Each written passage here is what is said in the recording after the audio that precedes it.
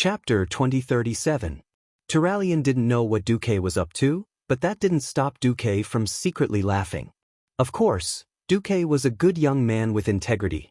Singing songs in his heart, clapping his hands, and shaking his buttocks with joy, this was something that would never happen. Even if he did, he wouldn't admit it. On the other side, Duque felt an inexplicable sense of joy when he saw Ronan being eaten by Bridget. Originally, Duque wanted to take Sasha for a spin, but when he saw Ronan's robe and a smear of dried blood, Duque suddenly wanted to laugh. A 30-year-old virgin, whiny with just a touch, Ronan, enjoy that kind of power that can suck dust while sitting on the ground. Duque wasn't in the mood to show off to Ronan. He accidentally picked up Ronan and Turalyon's historical wife. This small sense of guilt and great pleasure faded as Ronan found a new love. There was a small incident here. Gavin Rad, the talkative guy, suddenly said, "By the way, Duque's daughter is already so big. Now that Turalyon is immortal, age shouldn't be a problem, right? In the human kingdoms of Azeroth, women could get married at 14. That was about right. My daughter was my father's lover in his previous life. You want to steal my lover? No way." Duque's heart immediately sank. "You want to kidnap my little angel? You're asking for it." "Oh no." Just like blue dragons, who had their own strange views on love, some fell in love with a well, some liked a fairy sister who resurrected people in a graveyard. Turalyon had the attribute of a bubble fairy. "Our Annihilus is so cute, how can we let that old man Turalyon take advantage of her?" In just a moment, Duque made a vicious plan in his heart. On the other side, Turalyon obviously didn't take it seriously. He said righteously, "Don't joke around, how could I lay my hands on a little girl?" Aurelia was also very familiar with Gavin Rad. She immediately flew up and pretended to kick Gavin Rad's butt. The troublemakers screamed on the spot. Everyone was happy. Duque spoke up. "Turalyon, the Alliance still values all of you. But after all, you have been here for 12 years. There are many things that you need to familiarize yourself with. Otherwise, you won't know how to lead a modern army. Right? Not bad." Turalyon was in a good mood. A mage's war was more or less the same. Compared to Ronan, who wasn't completely out of touch, the three paladins were more unfamiliar with modern warfare. Even if Sidan and Alfred went to the Scarlet Crusade, they would first be Bridget's assistants. Duque casually picked up a rifle. Take this AK-47 for example. Oh, an automatic rifle. As long as you open the safety and press the trigger, you can kill an enemy with normal armor from 50 meters away. Turalyon took it and tried it out. He found that this thing was really a killing machine for non-professionals. Even a 10-year-old child could operate it smoothly. Turalyon nodded. "Indeed. The war is tense, and the Alliance doesn't have the time to update your knowledge. You had to learn and work at the same time. Right now, the Alliance has an important mission for you." Turalyon stood at attention. "Please give the order, Commander." Duque snapped his fingers. Instantly, a magic mirror appeared in the air beside him. The large screen showed the image of a skinny female elf wearing a hood. Because she was too skinny and had a very deformed appearance, Duque and Turalyon had the same feeling, that she was probably another elven variant. This image conveyed two things. She's running, and the Burning Legion is probably pursuing her. Surlama is in big trouble. Who is she? Turalyon and the others all asked the same question. Duque shook his head. "We can't be sure. I can only tell you that I can tell from this image that she's a Breaking Dawn wizard. You should know that even in the Caldorii Empire, where magic flourishes, Breaking Dawn wizards aren't cabbages that can be found anywhere." Duque snapped his fingers, and Vashj, who looked like a high elf, appeared on the communication screen. Vashj saluted Turalyon and said, "If she's a night elf who advanced to Breaking Dawn through her own cultivation in the past 10,000 years, then I can't guess who she is. But speaking of Surlama, there are two great mages that are worth paying attention to. One is Alisanda, and the other is Talisa. During the Ancient War, they firmly opposed Queen Azhara's introduction of the Burning Legion. Obviously, the elves in Surlama survived after the explosion of the Well of Eternity." Duque said, "Now, the Alliance's division led by William is attacking the Night Fortress that Ghoul, Dan and his subordinates are occupying. This mysterious lesser elf is likely to represent a powerful former Night Elf resistance army. If the Alliance can obtain the assistance of this resistance army, it will be of great help to us in attacking the Night Fortress. Turalian puffed out his chest and sucked in his stomach. So my mission is to bring an elite team to contact this mysterious elf wizard, and then act according to the circumstances? Yes. I'm amazed by your diplomatic skills and ability to unite people during the second battle at the Dark Portal. Also, you have enough status and identity to act according to the circumstances, and make promises that are of sufficient weight. The bottom line I'll give you is that if the other party is strong enough, you can give the other party the status of a second-class race in the Alliance. Duque thought for a moment, and gave Turalian a bag of magic crystals. Also, this is for you. It might come in handy. Understood. Turalian accepted the order and ran to prepare. The high positions in the Alliance were not for anyone to sit in.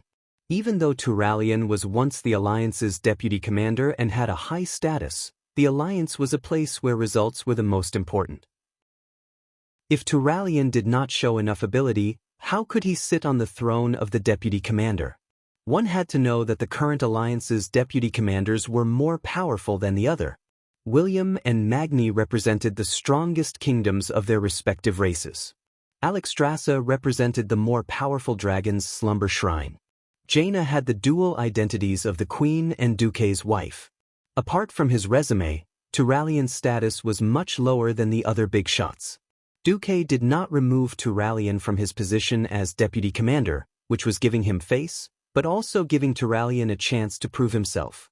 When Duque occasionally wandered around Nozdormu's place, he saw that one of the future missions involved a derivative race of the Night Elves, the Children of the Night. According to the original historical development, the Children of the Night would join the Horde in the future. In this life, the Horde no longer existed. If Turalian could pull a strong race to join the Alliance, the soldiers under him would once again acknowledge Turalian. Chapter 2038. Reality had proven Turalian's ability. While Duque was leading his army to attack Sargers's tomb, and William was attacking the Night Fortress, Turalian was the first to achieve something. He first formed a team with Lilith Windrunner and Vale Era from William's team. They arrived at Surlama and found their target, Talisa, by following the signal left by the female mage in the mysterious message. Together, they found a stronghold. Frankly speaking, Talisa's appearance did not conform to human standards of beauty. Her skin was so blue that it was almost purple. She was tall and slender, and her facial features were sunken like a skull. Among humans, Talisa's appearance would definitely affect the appearance of the city. Turalian was a true gentleman. He did not look down on her, and instead gave this female elven mage enough respect. After a while, she believed Turalian. I'm Talisa, the chief arcanist under Grand Mage Alessandra.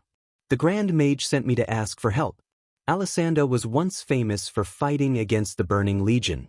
She led us to abandon Queen Azhara, who had embarked on the path of darkness. Then she used the power of the Eye of Amanthal to create the Well of Night, protecting Surlama from the destruction of the Great Schism. But 10,000 years later, the Legion came again, and we were all forced to a dead end. Many people began to feel despair. In fact, she is considering forming an alliance with the demons, hoping to use the power of the Well of Night to save everyone once again. Her intentions are good. After all, even with the Well of Night, we have already lost half of our men. The atmosphere of pessimism is spreading. If not for the Alliance's quick arrival, I'm afraid Alessandra would have surrendered long ago.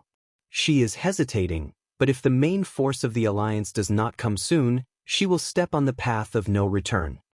Turalian was overjoyed when he heard this. The Alliance's path to prosperity was to absorb races and forces that could fight against evil. If they could save this batch of Children of the Night, it would undoubtedly provide a great help to the Alliance. He immediately revealed his identity. I am the Alliance's deputy commander. I am here to find a way to save the High Elves. Don't worry, the Alliance's fleet is less than 200 kilometers away from here. They are fighting the Burning Legion. We will soon reach here. Talisa was also surprised and worried. Really? Then you have to hurry up. After all, Alessandro was already wavering. Furthermore, my followers and I had been away from the Well of Darkness for far too long. Without the power of the Well of Darkness, our demon addiction was starting to act up. Our bodies and minds would quickly wither, and we would eventually turn into brainless creatures known as withered mages. And the fallen night elves are the transitional stage of the withered mage. Turalian learned some more information through the conversation. The most important was that Alessandro was originally very confident. She led the Chateau Ray, the children of the Night Resistance Army, to fight against the Burning Legion. Unfortunately, he was beaten up by Ghoul Dan's subordinates. Every time they captured a captive of the Child of Night, they would perform all sorts of torture and slaughter outside the protective barrier of the Dark Night Well, lighting up the sky lanterns, and so on. After losing more than half of their elites, Chateau Doriai's morale was extremely low. Talisa said, "We need reinforcements, not empty promises. 200 kilometers. If all goes well, of course we can reach it in a day. If you guys are defeated, it will only increase our losses." Turalian was stunned for a moment, but he immediately thought of a solution. "Here, this is for you." A large pile of incomparably pure magic crystals could completely satisfy Talisa's thirst for magic power. Like a drug addict, Talisa greedily absorbed the magic power in the crystals. Turalian noticed that the face of the skinny elf woman before him had actually swelled up, and her facial features had also begun to fill up. Although she still looked tired, for some reason, that elegant face of hers made his heart palpitate with eagerness.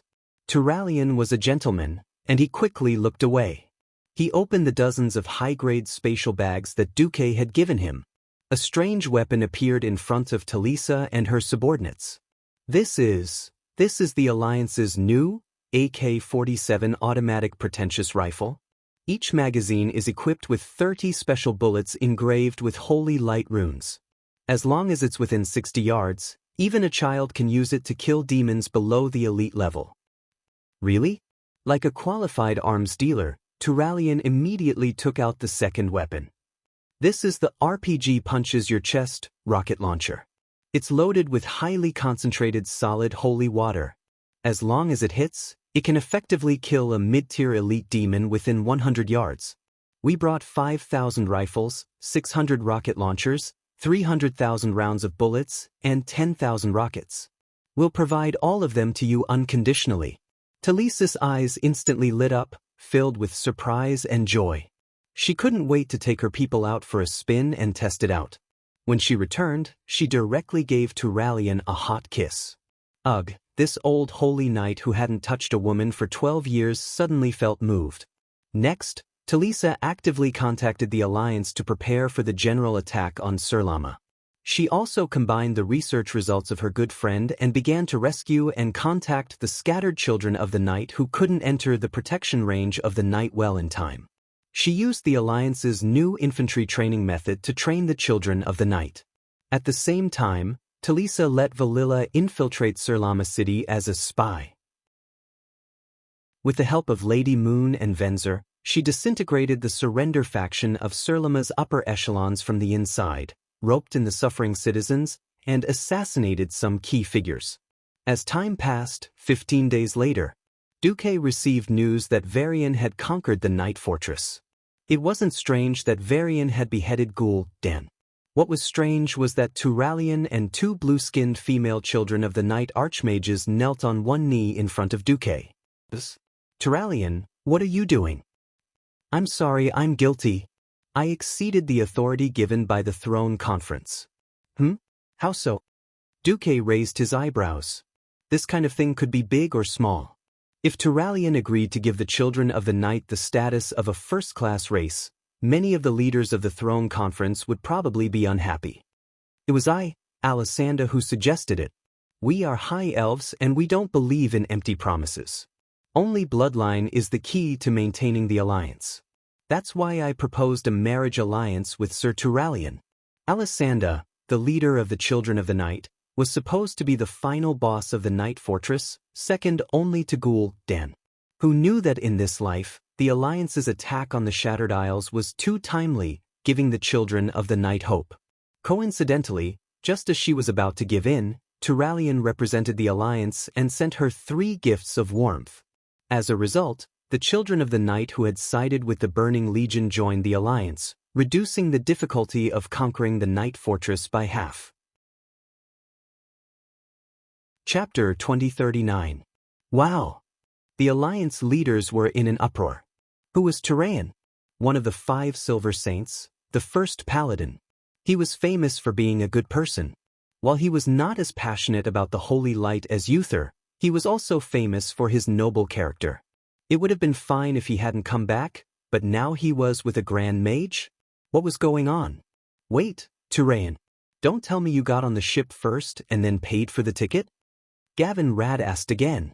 This was just some cheap paladin's teasing. Who knew that Turalian's face would turn red, and he could not say a word. Sorry, I let the holy light down. I didn't pass the test. Turalian lowered his head in shame. In fact, Miss Talisa too. Seduction? Even Duque was full of praise for the High Elves' methods of serving people. They all agreed after trying. However, even Duke did not expect Turalian to be so ferocious. He was able to take care of Talisa and Alessandra, the 2 older sisters, in one go. This, as expected, Turalian's maximum damage to female elves specialization could shine at any time. Duque was clearly hugging Sasha. Why did he feel like he only won a little and not a big one? Gavin Rad was unhappy.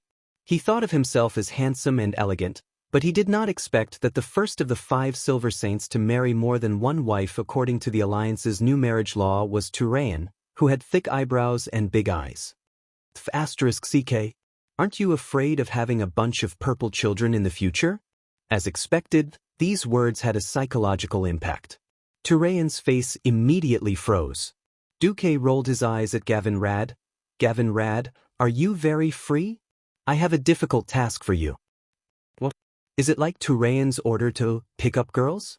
Alright, this was a term he had learned from Duque.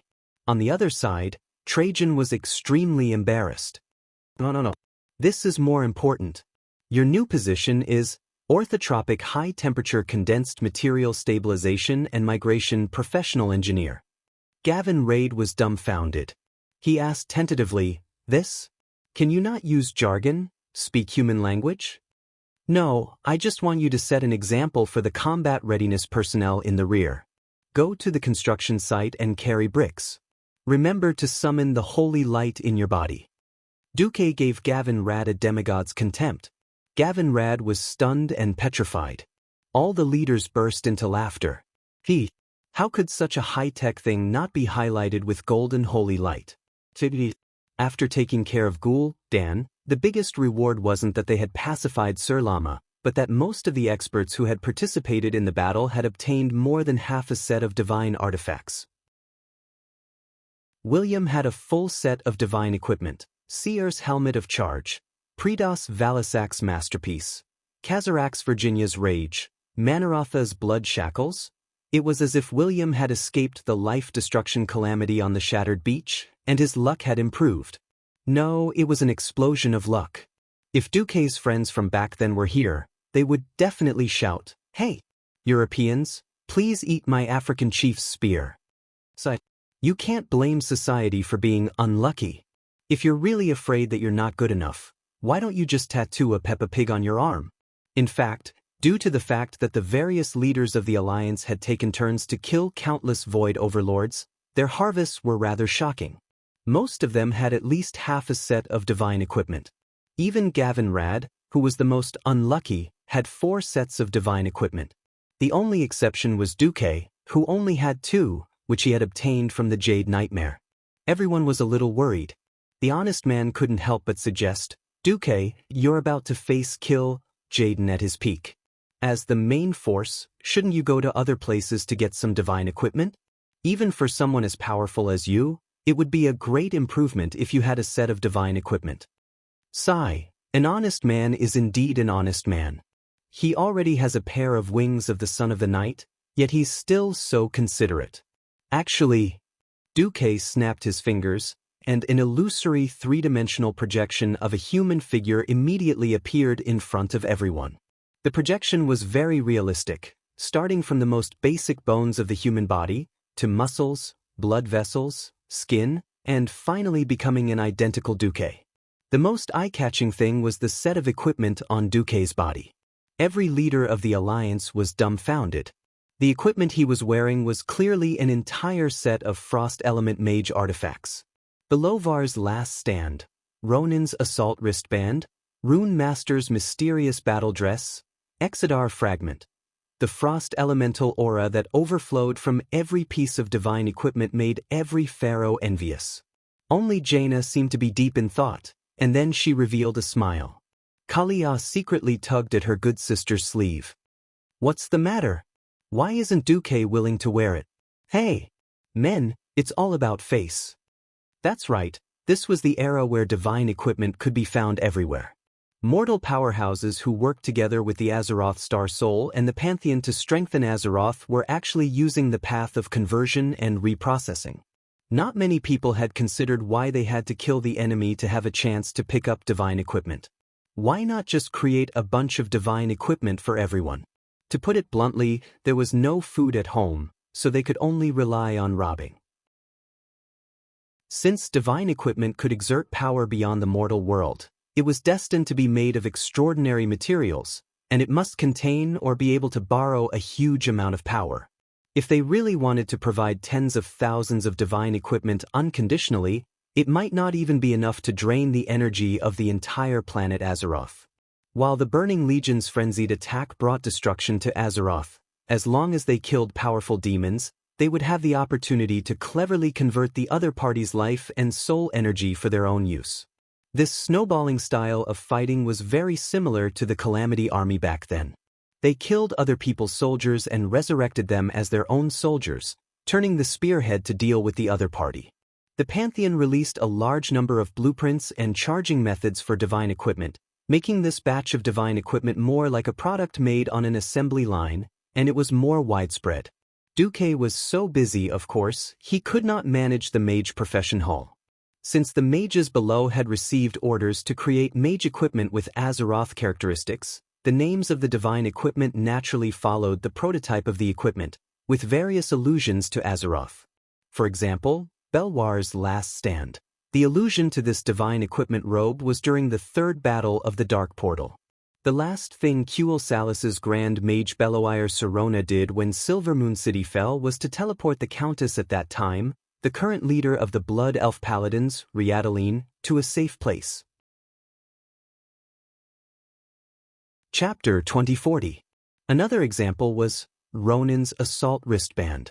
The inscription on the wristband was, "Powerful mages like Kirin Tor leader Ronin often use magic wristbands to stabilize the magic that spills from their fingertips." If one looked closely, they would find that the arrangement of the inscription on the first batch of Ronin's wristbands had a strange sense of disharmony. This was because there was actually the word Qian in front of Kirin Tor leader. After all, when Duque and the Pantheon had finished discussing the distribution of the divine equipment, Ronin was still missing. In fact, almost 99% of the people treated Ronin as a dead person. The mages below wanted to suck up to Duque, but they also wanted to commemorate Ronin's achievements when he was the chairman of Kirin Tor. In the end, they named the mass-produced divine equipment wristband. They didn't expect Ronin to return in just a few days. How embarrassing! The group of mages had to think of a way to change the inscription. Otherwise, Ronin would become the chairman of Kirin Tor. Even if Ronin was a good person and didn't pursue the matter, if some of Ronin's followers or brainless fans pursued the matter, the group of Pharaoh in charge of finalizing the inscription would also suffer. They also didn't expect that this batch of revised inscription wristbands that had lost their divine powers would become rare treasures. Moreover, the people below sucked up to him. Every set of mage divine equipment had a divine equipment with the same name. That was Duque's magic crown. It was praised as the Lord of the Four Elements, the Master of the Weave, and the strongest mage god of Azeroth, Duke Marcus. The people below could use this divine equipment and even be proud of it, but Duque was too embarrassed to use it. This was no longer business flattery, this was simply shameless self-praise. There were similar mass-produced divine equipment such as the Ice Element Necklace, Jaina's Wisdom, and the Fire Element Belt, Kale, that's Phoenix Belt. How could Duque wear these divine equipment? In this life, Ronin and Jaina were Duque's disciples, and Kai Zi was Duque's direct subordinate. Think about it, if a divine equipment named after a disciple and subordinate was worn by Duque, thief embarrassment plus 10,086. Everyone understood this point, and when they saw that Duque was only using a mirror image as a clothes rack to wear these artifacts, it was not hard to understand. They all laughed evilly. Since Duque had a set of divine artifacts with him, there was nothing to worry about. Everyone's focus was on how to deal with Kill Jaden. This cunning and powerful commander of the Burning Legion was definitely the scariest enemy of the Azeroth people, even above Sargeras. As a fallen titan, Sargeras had never truly entered planet Azeroth. Everyone only had a vague idea of how powerful he was. Regardless of whether it was its abilities, destructive power, or even its basic physique, he didn't know much about it. Facing a powerful enemy who only had a vague experience, no one felt that it was real. Kill Jaden was different. Many of the veteran leaders in the Alliance had fought against the egg in the Battle of the Sunwell. Although it was only an egg that had only half of its strength and was stuck in the toilet bowl of the teleportation channel, it did not prevent everyone from personally experiencing Kill Jaden's strength. This time, the egg had made a comeback. Even though everyone's strength had already skyrocketed, they still didn't feel like they could defeat the egg. Of course, the people of Azeroth had their own confidence.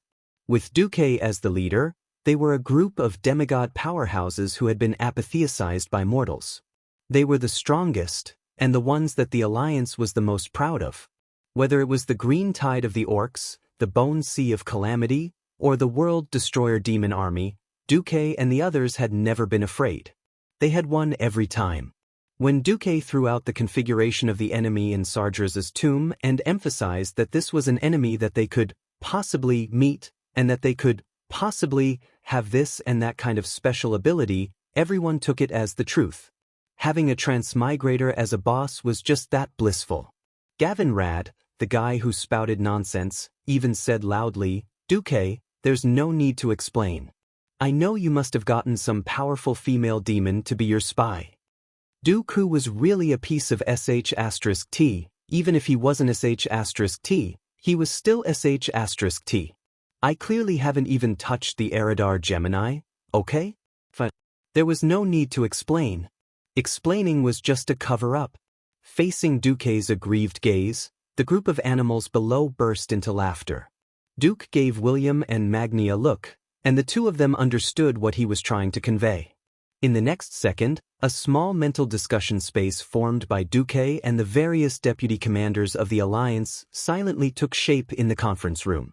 Now, Alexstrasza had joined the Alliance as the representative of the Guardians and was a deputy commander.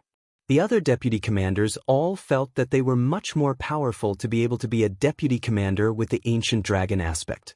"Duque, what wicked idea do you have this time?" Magni's mental voice was as rough and bold as his words. "Don't come up with anything to scare us this time." William laughed. Although that was what he said, when Duque revealed his plan. Magni, who seemed to be participating in the discussion in the room, staggered and almost fell to the ground. William, who was holding his cheek with one hand, almost knocked his head on the conference table. Turalian was dumbfounded. Alexstrasza almost slid under the chair. Only Queen Sylvanas was rather pleased. The five guys roared in the small discussion group in the Spirit Sea, F***CK. Duque pursed his lips. "This is for the sake of victory." The five fellows were speechless. "Are we really going to do this?" William smiled bitterly. "Yes.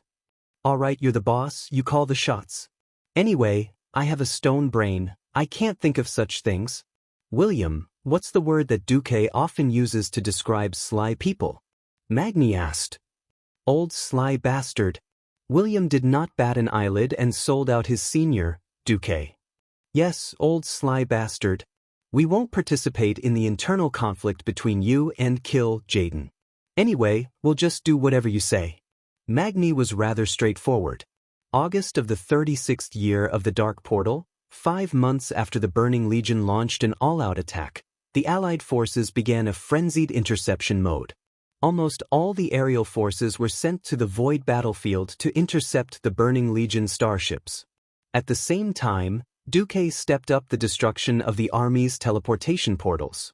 This greatly weakened the army's replenishment of demonic soldiers. At the same time, the Allied forces gathered more than 5 million troops to attack the tomb of Sargeras. After fighting in the day, they shot more than 10,000 flares per hour at night, illuminating the entire sky region as if it was daytime. Continue fighting. Every unit was on the list of attrition warfare. They simply disregarded casualties. As long as the exchange ratio was reasonable, they would fight until they lost 30% of their troops before being allowed to rest. After quickly replenishing new soldiers and armaments, they would be pulled back to the front line in less than 5 days. Chapter 2041. Duque seemed determined to pour all the weapons that the Alliance had stockpiled for 10 years into the tomb of Sargeras within a week. It was very easy for anything to go from quantitative change to qualitative change. When the Alliance unreasonably used a large number of holy light weapons to bombard the target area, all defenses became mere decorations. The lack of a large magic formation was the biggest failure of the Burning Legion in the tomb of Sargeras. At first, Kill Jaden secretly ordered the Apocalypse Guards to fly into the sky to intercept the incoming shells. But the results of the battle soon proved that the demons were good at attacking and not good at defense. Asking this group of people who only knew how to kill and kill to form a defensive formation or something was too difficult for this group of rough men. Kill Jaden felt like he had shot himself in the foot. Since 25,000 years ago, the Burning Legion had been helpless against the anti-Titan formation of Azeroth. The powerful space seal made it difficult for the demons to enter the planet from the outside, unless they had the powerful energy of the planet as a fulcrum. But even with the support of the Well of Eternity in the Ancient War, the demons' military force did not exceed 100 million. The number of demons entering the planet never exceeded 10,000 per hour. Many battles proved that whether the Burning Legion could gain an advantage was closely related to whether they had a local energy source, and whether the local army could react in time. If they reacted in time and cut off the energy source of the portal, the demon army would be a problem. Kill Jaden would never have thought that if it was at this point in history, 3 of the 5 dragon aspects would have fallen in Azeroth, leaving only Alexstrasza and the second blue dragon king Kalegos. This caused the space formation of the Void battlefield to collapse, and the Burning Legion would be able to enter and exit at will. In this life, the Alliance's reaction was too fast. That premeditated ambush made the Burning Legion very uncomfortable. Moreover, the existence of the 2 satellite fortresses around the planet brought irreparable damage to the Burning Legion. Things like planet destroyers were gone once they exploded. Without the planet destroyers, the Burning Legion's military force was greatly reduced by the assault ships. This was why Kill Jaden couldn't launch a counterattack under the Alliance's fierce attack. Bastard! Bastard! Bastard! At the bottom of Sargeras' tomb, the egg was cursing. "Commander, what do we do now?" an Abyssal Lord asked. The egg waved its crimson claw. "There's no other way. The key now was to lure Duke Marcus into Sargeras' tomb. As long as he, the strongest demigod proficient in spatial magic, falls into our trap, then the situation will open up." That's right. He didn't even need to kill Duque on the spot. Just the energy shielding effect of Sargeras' corpse alone could prevent Duque from controlling the entire Alliance. Kill Jaden believed that once the Alliance lost Duque, all military coordination would drop by more than a level. After all, not many of these native beings were proficient in space warfare. With the Dragon Sleep God Temples method, the Burning Legion would definitely be able to play around with those big lizards in the Void battlefield. Once the number of demons had increased, they would be able to send out more Eridar wizards to open the portal and send in more demons, creating a snowball effect. "Commander, What if that Duke Marcus doesn't come? Impossible. He should have guessed that I've already descended here, but he can't confirm my existence. My secrecy is absolute. Even if he confirmed it, he wouldn't have the courage to let me go. As time passes, our Burning Legion will be able to revive Lord Sargeras in Azeroth. Titans were too huge. During the Ancient War, Sargeras had desperately shrunk his body in an attempt to squeeze into the portal. But no matter how much he shrunk himself, the mass of a Titan and the energy contained within his body couldn't be easily changed. Thus, Sargeras's plot was to cut himself into pieces and transport them over bit by bit. Finally, he would be reassembled in Azeroth, which meant resurrection. Finally, he achieved the mission of dealing with Azeroth. That was how he had used a clone to come to Azeroth and kill Aegwynn. Then, he hid his soul in Aegwynn's stomach, and finally used Aegwynn's son to smash Medivh to cause trouble. Now, this plot had reached the final step, resurrection. It wasn't that easy to resurrect a fallen Titan. Not only did it require powerful energy, but it also required a large amount of blood sacrifice, as well as the soul and flesh of a child of destiny. Originally, Sargeras' target was the child of destiny who carried the fate of light and shadow, Illidan. After gouging out Illidan's eyes, Sargeras had left enough foreshadowing. This was a very mysterious plan of moving in the dark. But when the Legion arrived again, Jaden, who had secretly descended to Azeroth, discovered a serious problem. Something was wrong. The first thing was that Illidan wasn't dead. Originally, if Illidan had died, Dan would have stolen Illidan's body. In addition, Illidan had already sacrificed his soul to the Legion and stored it in the Twisted Nether as a primer to resurrect Sargeras. The second thing was that Illidan didn't seem to carry more of the power of destiny in Azeroth as they had initially thought. These 2 points directly led to the fact that if Sargeras was resurrected like this, his strength would definitely be weaker than originally expected. That was very awkward.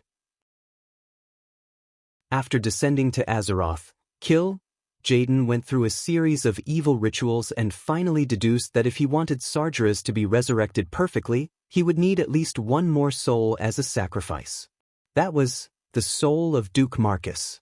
Unknowingly, this magical human had already obtained the trust of the star soul of Azeroth in one battle after another and dominated the fate of the entire planet. As the child of destiny, he was even more valuable. In a sense, it was his great achievements that made the Star Soul willing to give him more power and place more hope on him. So if he wanted to destroy Azeroth and resurrect Sargeras perfectly, he had to catch Duque. This was the reason why Jaden had been holding back when he launched the Legion's invasion in the past few days. Originally, Jaden was prepared to fake the competition and let these natives be a little more. He didn't expect these native creatures to be many times stronger than 10,000 years ago. No, even 36 years ago. Without his permission, these mortal creatures used their own methods to destroy the Burning Legion's army with incomparably violent momentum. Chapter 2042. Fire. Fire. Fire. Don't be afraid of running out of ammunition and cannons. Our commander has already filled every warehouse with those things. Bulang yelled. The Holy Light rune cannons were quite effective against demons. However, they were a little troublesome when used in the military. The lifespan of the cannons would decrease with the accumulation of large amounts of Holy Light elements. After firing 200 rounds, a tank's cannon would become useless. Otherwise, if the Holy Light elements were too dense, the cannons would experience metal fatigue and shatter. In order to maintain the balance between light and shadow and fire a certain number of times, they even had to find shadow potions made by warlocks to be used as lubricant to irrigate the cannons. From the railway cannons with a diameter of more than 800 millimeters, to the main cannons of battleships, to the 203 millimeters of heavy cruisers, to the 155 millimeters of light cruisers, to the 100 millimeters of destroyers, and finally to the 88 millimeters, 40 millimeters of anti-aircraft cannons, and field cannons for street battles. The cannons of the Alliance formed a perfect gradient from high to low. As for the infantry, each squad was equipped with at least 5 improved Iron Fist X rocket cannons. This allowed mortals to have enough weapons to fight against demons. Such a top-down reform of black technology was far better than relying on millions of ordinary people to put on a pile of divine artifacts and fight with their bodies of flesh and blood. Although the method of mass-producing artifacts allowed mortals to obtain the power to contend against armies, it was also a great blow to the vitality of the planet. After this earth-shattering war, the entire planet would degenerate. The concentration of elements would greatly decrease, and magic would no longer be powerful. This would be the so-called end of days. Duque used black technology to equip the entire camp with tens of millions of troops, greatly reducing the pressure on Azeroth. This was also why the Alliance could suppress the Burning Legion on local battlefields. With the firepower support of the Alliance that even the Titan Legion was surprised, the Titan creations were even more ferocious. The coordination of the infantry cannons of the veterans was the Alliance's greatest treasure. The method of indiscriminately bombarding the enemy's position before charging forward was far better than using the Titan Giants' creations and relying solely on their bodies and strength to face the enemy head-on would result in fewer losses. Also, the coordination of the Holy Light faction's infantry cannons was far more impressive than the infantry cannons of modern warfare on Earth. Cannons of Holy Light didn't mind friendly fire. Most of the gunpowder inside the Holy Light rune cannonball had been replaced with liquid or solid Holy Light matter. Apart from the shrapnel when the cannonball exploded, the Holy Light matter was harmless to Titan creations. This could easily achieve the feat of firing at me. As long as they sent more thick-skinned Titan creations, such as those Iron Colossuses, they would basically not be at a disadvantage against the demons. While the devil was dismantling the Colossus into parts, the devil was also half dead from the bombardment. With Duque's accumulated good karma, the Titan powerhouses that he had saved so many times had become the biggest factor in their victory. Attack! Mimiran's electronic eyes flickered as he shouted from the safety of Naxxrama's command post. Countless iron dwarves, spider robots, and heavy tanks took the lead and charged at the demon guard groups of the Burning Legion, which had already been bombarded into a mess. Basically, after the mechanical army fought one wave, and by the time the Alliance's professional corps and Odin's Waggly's second wave went up, the battle in the area had already ended. On the 10th day of the mad attack on Sargeras' tomb, when multiple reconnaissance teams reported that there was no organized demon army surging out, the entire Alliance command post burst into thunderous cheers. Ha! Go to hell! Demons! Go back to your twisting nether! Duque clapped his hands. Attention, now it's the Guardian team and the Alliance's hero team on the field. Here in Sargeras' tomb, the mission of the mortal troops had been completed. At least the Alliance powerhouses didn't have to expend a lot of effort to break through the entire demon formation to break into Sargeras' tomb. There were still quite a few demons, and the demons that were generally 5 or 6 stories tall were naturally dealt with by the Alliance's elite teams. Go! Lena Thunderspear was piloting a short Gundam. She leaped into the air, and her mechanical short legs made a posture similar to a moonwalk. Then, she smashed a 3-story-tall Abyssal Lord-type demon with a hammer. The Lord of the Abyss was a species that was used for charging. Dodging and whatnot didn't exist. When a head-on attack didn't work, it would turn into minced meat. 2 Shivalos rushed up and shot a series of ice arrows at Milhouse's Mana Storm on Lena's Gundam, turning it into a sieve. The second-tier heroes of the Alliance used their mechas and their martial strength to open the way for the Alliance's most elite assault force. They killed their way to the entrance of Sargeras' tomb. Alcavan and the other 3 Guardians used their huge 10-story bodies to block the entrance after everyone entered. This was to cut off the possibility of other demons coming to support them. In the depths of the graveyard, Kill, Jaden frowned. The Alliance's lineup was too gorgeous. The Guardians were Odin, Torim, Freya, Hodier, Mimiron. The god of the wilderness was Goldring, Tortola, Awina, and the Bear Brothers. The mortals were led by Duque and Magni Bronzebeard, who were fully equipped with divine artifacts. For some reason, the mortals were all wearing thick robes that covered themselves tightly. But from their armor and body size, One could generally tell that the Alliance had sent out all its heroes this time. Basically, only second-tier powerhouses and commanders like Bu Lang Bronzebeard, Daneth Trollbane, and Bridget were left outside to maintain command of the army. The most capable of fighting were all here. Even though Kil'jaeden had arranged a large number of powerhouses in the graveyard, he still felt that it was a little difficult. Outsiders might not know, but Kil'jaeden obviously knew that this batch of guardians in Azeroth was special. Back when the Titans descended on Azeroth, they had racked their brains to destroy the Darkness Empire. The Titans were simply too huge. The Titan Avenger, Agrama, was worried that if they were not careful, they would cause irreparable damage to the Star Soul or even take its life. In order to solve this problem, he proposed to create a powerful construct to act on their behalf and completely destroy the Darkness Empire according to their wishes.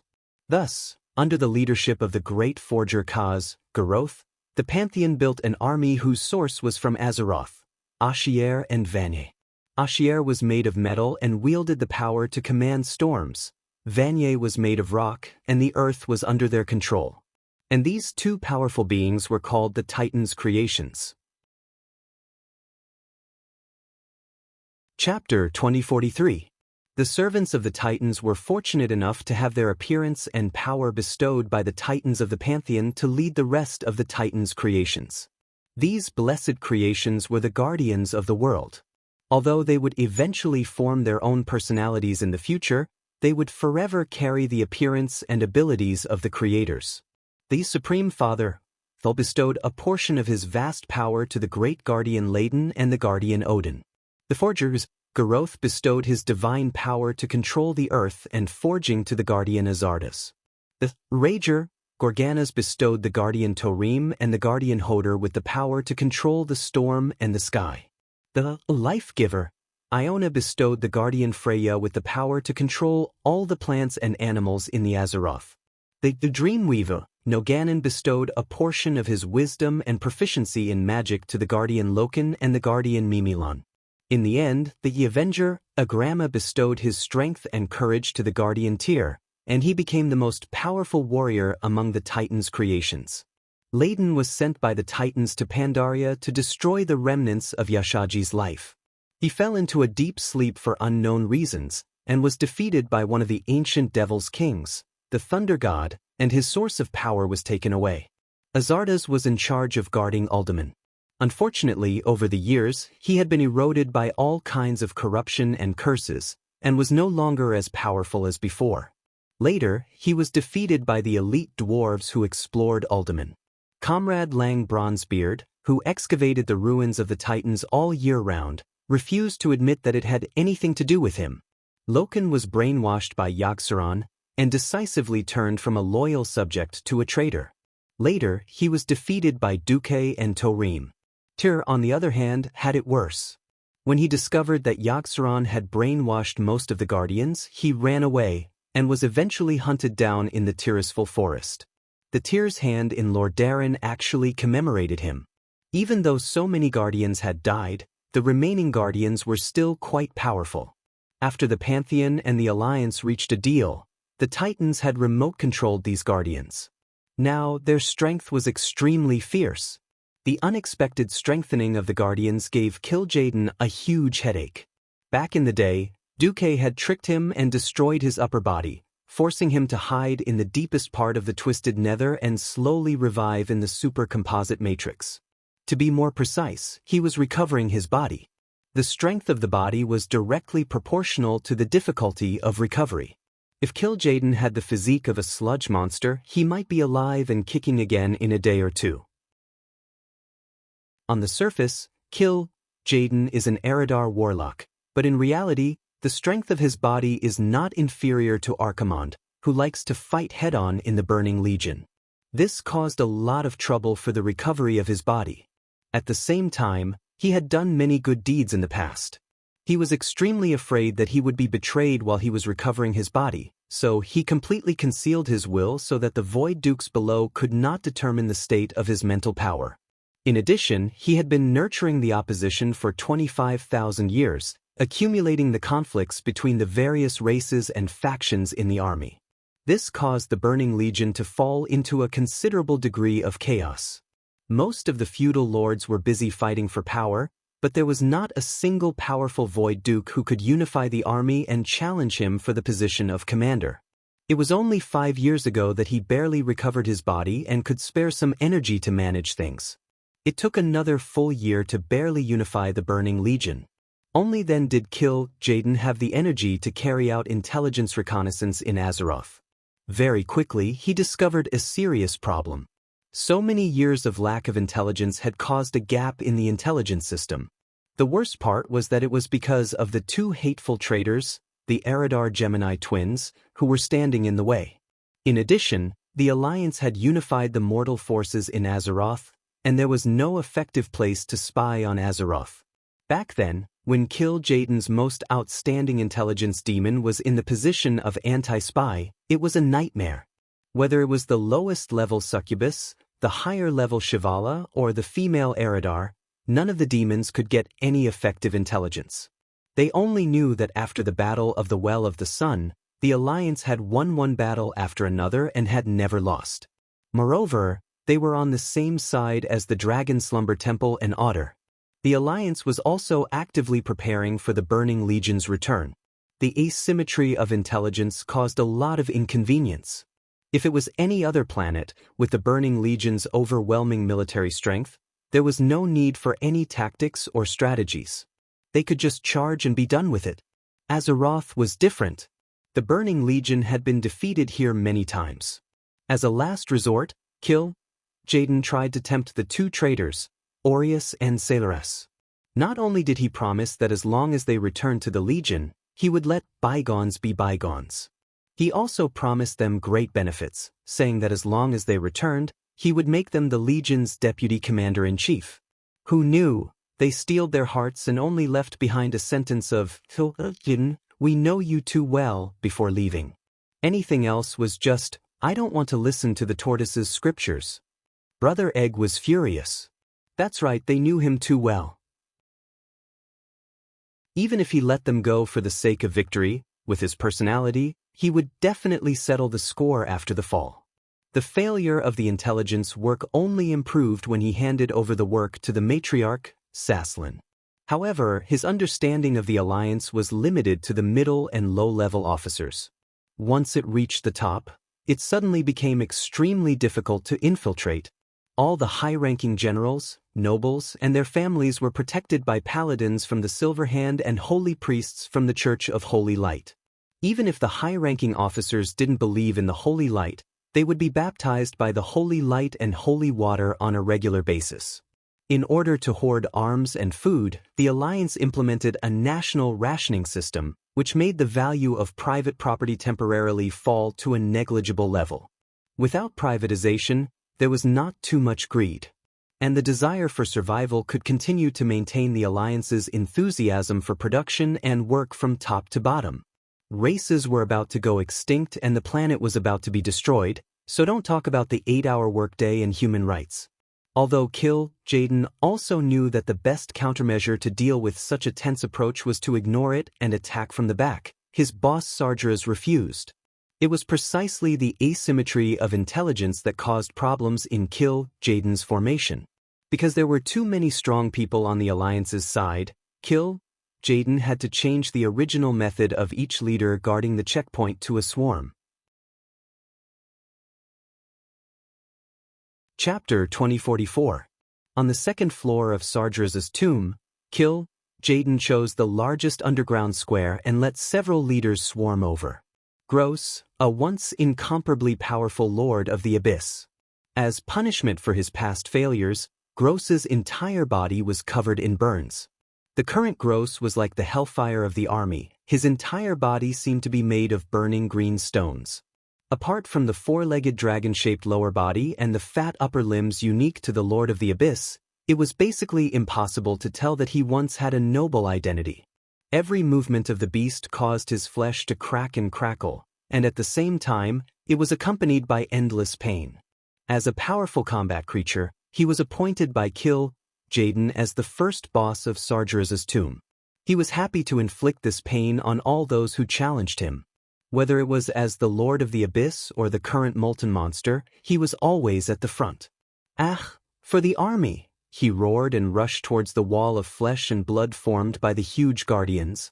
Just as he was about to rush in front of the Alliance powerhouses, this molten monster fiercely smashed the ground with its two thick front legs. The earth was surging, and green lava that could be seen with the naked eye passed under the solid floor, arching up an entire row of floor tiles with a crackling sound. When the molten was about to rise into 3 black lava pillars that would take 10 people to wrap their arms around, the Ice Guardian Hodier shouted, "I'll do it." The huge frost axe fiercely struck the ground, and a wave of frost elements that were even more powerful than gross was injected into the ground. At the same angle, it met the lava flow head-on. The lava flow, which had yet to fully unleash its violent destructive power, directly cooled down. Even the lava pillars were instantly brittle and shattered on the spot. Not only that, but the huge wave of frost that was pressed back even rushed out of the ground and completely froze one of Gross's legs. "Demon, let me, Hodier, have some fun with you." The 10-story tall guardian stood in front of the 5-story tall Gross. It's a little like the big bullying the small. On the other side, the Fiend Tribunal group launched a surprise attack. They were aiming at Freya, who was standing a little outside. Kill. Jaden had long expected that the mortal army would invade the tomb of Sargeras, so he summoned his best hunters, Atigon and Belloc, to surround the invaders and prevent them from using the Pillar of Creation to go deeper into the underground city. Unfortunately, if they were used against mortal experts, they would be quite powerful. But his opponent was Freya, so it was not enough. The moment Hodor counterattacked Groth, the demon duo's giant scythe sliced through the Nature Guardian's neck, and a gust of demonic wind blasted Freya's body. It seemed that Freya was in a miserable state. If she was a mortal expert, she might have been defeated by this combined attack. At the same time, Freya nonchalantly stabbed the defenseless Atigon in the chest with a karate chop. Under the shocked gazes of all the demons, a vast expanse of green. The green light representing nature exploded on the demon lord's chest, and a large amount of smelly flesh and blood slowly fell from the air. They were too anxious. If they first got rid of the bunch of ancient trees, thorny flowers, and human-shaped plants behind Freya, Freya's health recovery ability would be greatly reduced. Directly attack? Sorry, Freya was invincible in this state. The 3rd and 4th bosses of the Tomb of Sargeras were the Naga thug Hayatan and the Moon Sisters respectively. As a Naga, nothing could stop the charm of Vashj, who was already a demigod. Vashj had long become a martial artist, and she was a mess. Except for the former High Elf Queen Azhara, who was in hiding, no Naga expert could stand in front of Vashj and speak. So Hayatan had already surrendered long ago, and was now in the coalition army. As for the Moon Sisters, the first thing to explain was that the Tomb of Sargeras was originally the Moon Goddess Temple. As they went deeper into the tomb, the scene everywhere showed its elven style. The quaint walls were covered in cobwebs, and the color was completely different from the black and green of the entrance hall. However, over the long years, the dark power that Egwene had sealed under the tomb had gradually affected this place. Before Sargeras's incarnation was buried under the Moon Goddess Temple, the Moon Sisters had long become the temple's guards. Even after death, they were still loyal to their duty. But in these thousands of years, something had distorted their ability to distinguish between friend and foe. Madness slowly engulfed them. Now, anyone who entered this temple would be executed by them. Unfortunately, only Duque was so extravagant, and had long gotten a token from Elune. Well, when the current high priest, Chandris, lifted her robe and appeared with the divine object that Elune had bestowed upon her, the Moon Sisters immediately became loyal subjects. This scene made him so angry that he stomped his feet. Unfortunately, whether it was the leader of the Burning Legion or the guardians of the coalition army, they were all bloody bulls. Compared to the guardians that were 10 stories tall, most of the space in the Tomb of Sargeras was narrow. This meant that there wasn't much space for the guardians to gang up on. A few mortal powerhouses were left behind to help, and the main force continued to descend. The 5th was Saslan. As matriarch Shivala, who was the least likely to jump to the side of the loyal subjects, A tough battle was inevitable. According to what Daddy Blizzard had said, Matriarch Saslin's introduction was that she devoted her life to using her dark will to bind marine creatures. Relying on this power, she summoned terrifying nightmares from the depths of the sea that could drown all enemies who dared to challenge her. Sounds awesome, doesn't it? To put it bluntly, it could be described in one sentence. The other party didn't want to talk to you, so she threw a murloc at you. Elite murlocs with HP comparable to mini-bosses would stick to someone like sticky candy and harass them in all kinds of ways once they jumped on them. Under normal circumstances, Saslin had to rely on her own skills to solve the problem. In addition, there were annoying giant squids, fat fish, jellyfish, and a bunch of other marine creatures. But this time, Saslin's opponent was Torim, the Thunder Guardian. Towards these inconspicuous little guys, Torim's entire body was filled with lightning. No matter what they were, he wouldn't even think about it. He would raise his hand and strike their whole family, turning all the seafood into a family bucket of lightning. As expected of a grandpa. He directly activated the thunderstorm, shrouding the entire shallow and deep waters in a thunderstorm composed of thousands of lightning snakes. After a few rounds, Matriarch Saslin screamed and was hit by Torim's thunder sledgehammer. Black smoke rose from her body, and she lay dead on the spot. Chapter 2045. There were only 2 leader monsters left in Sargeras' tomb, the Guard Maid and the Amalgamation. The Guard Maid was ordered by Aegwin to guard the tomb of Sargeras. She had been guarding it for hundreds of years.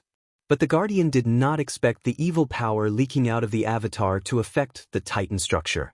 It was slowly distorted by this evil power. Sargeras' tomb was once the sacred graveyard of the Night Elves, but the Burning Legion had distorted it with the Soul Engine. This evil machine extracted the energy of the dead and twisted them into monsters. If these 2 bosses were to deal with mortal powerhouses, they might be able to make do, but against the ferocious main force of the Guardians, they were completely insufficient. Not to mention, there was a group of Alliance heroes who were not demigods, but stronger than demigods. Even if they deliberately used magic cloaks to hide their aura and energy waves, Jaden could be sure that these guys with divine artifacts, even if they had not officially stepped into the divine realm, could exert combat power no weaker than a low-level demigod. Talagogon Moda. At the bottom of the tomb of Sargeras, Jaden cursed. Anyway, when translated in Eridar, it was nothing more than F***ck, F***ck, F***ck. The wrong assessment of strength put Jaden in a passive position. The first few boss monsters were basically beaten up by the Guardians of Azeroth.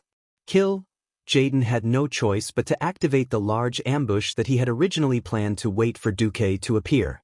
Anger burned in his heart, and he was angry that he had to play his trump card in advance. He knew that as a demigod of the Weave, Duque's spatial magic was quite outstanding. If not, he would not have asked this guy to be in charge of the Burning Legion's portal to Azeroth back then. He had wanted to wait for Duque to enter deeper into the tomb of Sargeras, such as when he was fighting hard, and then ambush him. But his little brother was not good enough. If he let the Guardians go deeper, it would seriously hinder Lord Sargeras' resurrection plan. Hidden waved his claws and ordered, "No more waiting. Pack, hold them off for me. I'm going to use the 3rd plan."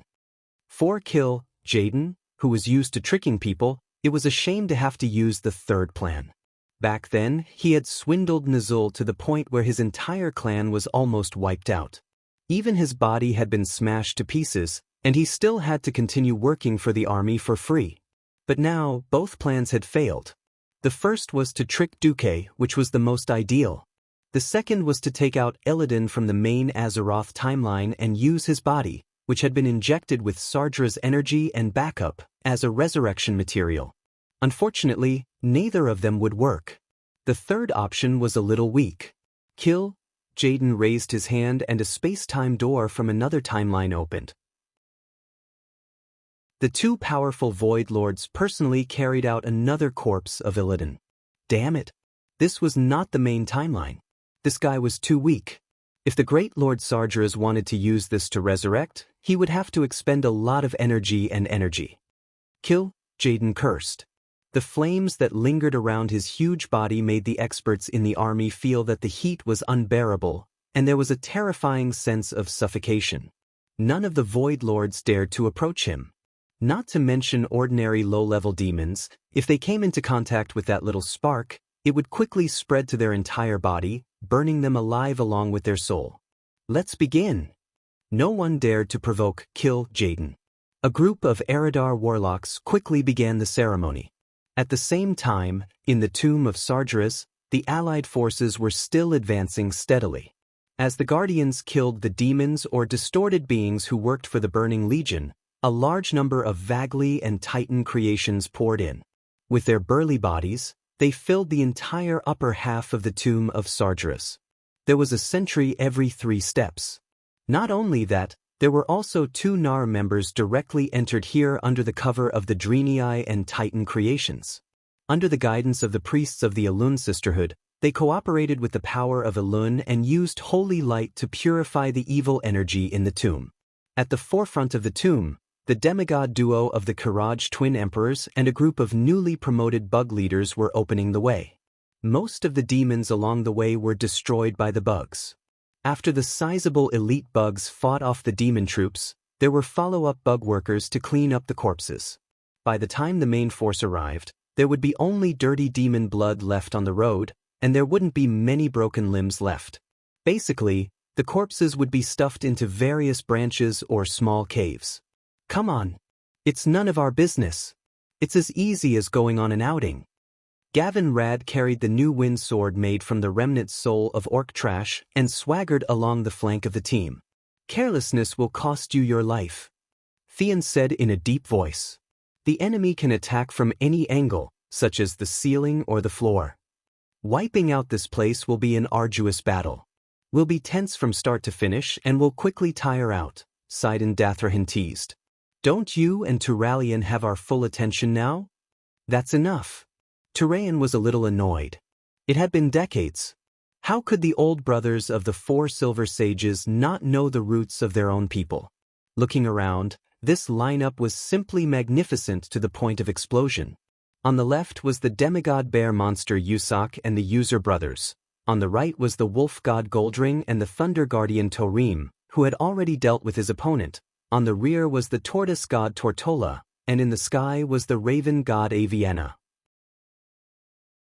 In the middle, apart from the Alliance heroes, there was also the Guardian Chief Odin. His huge body was like a small mountain. Of course, there would be no chance for him to attack. Occasionally, a demon would break through the vanguard of the swarm, but it would be easily taken care of by the circular formation of over 1,000 Vagli. These pitiful souls that had been transformed by souls were undoubtedly powerful in battle. It was just that looking at their holy wings that emitted white light felt a little ironic. Suddenly, the magic transmission of the troops at the front was severely disrupted. Enemy attack? Veclor's voice sounded very anxious. Enemy attack? Everyone here is an enemy. Odin was indifferent.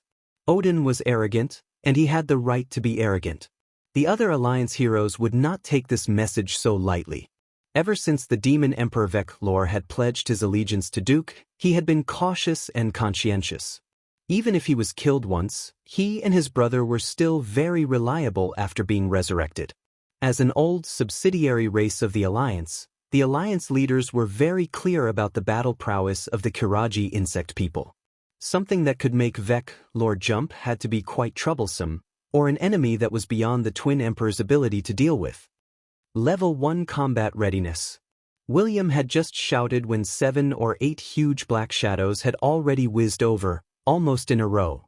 They charged out of the darkness and broke through Vagli's line of defense in an instant.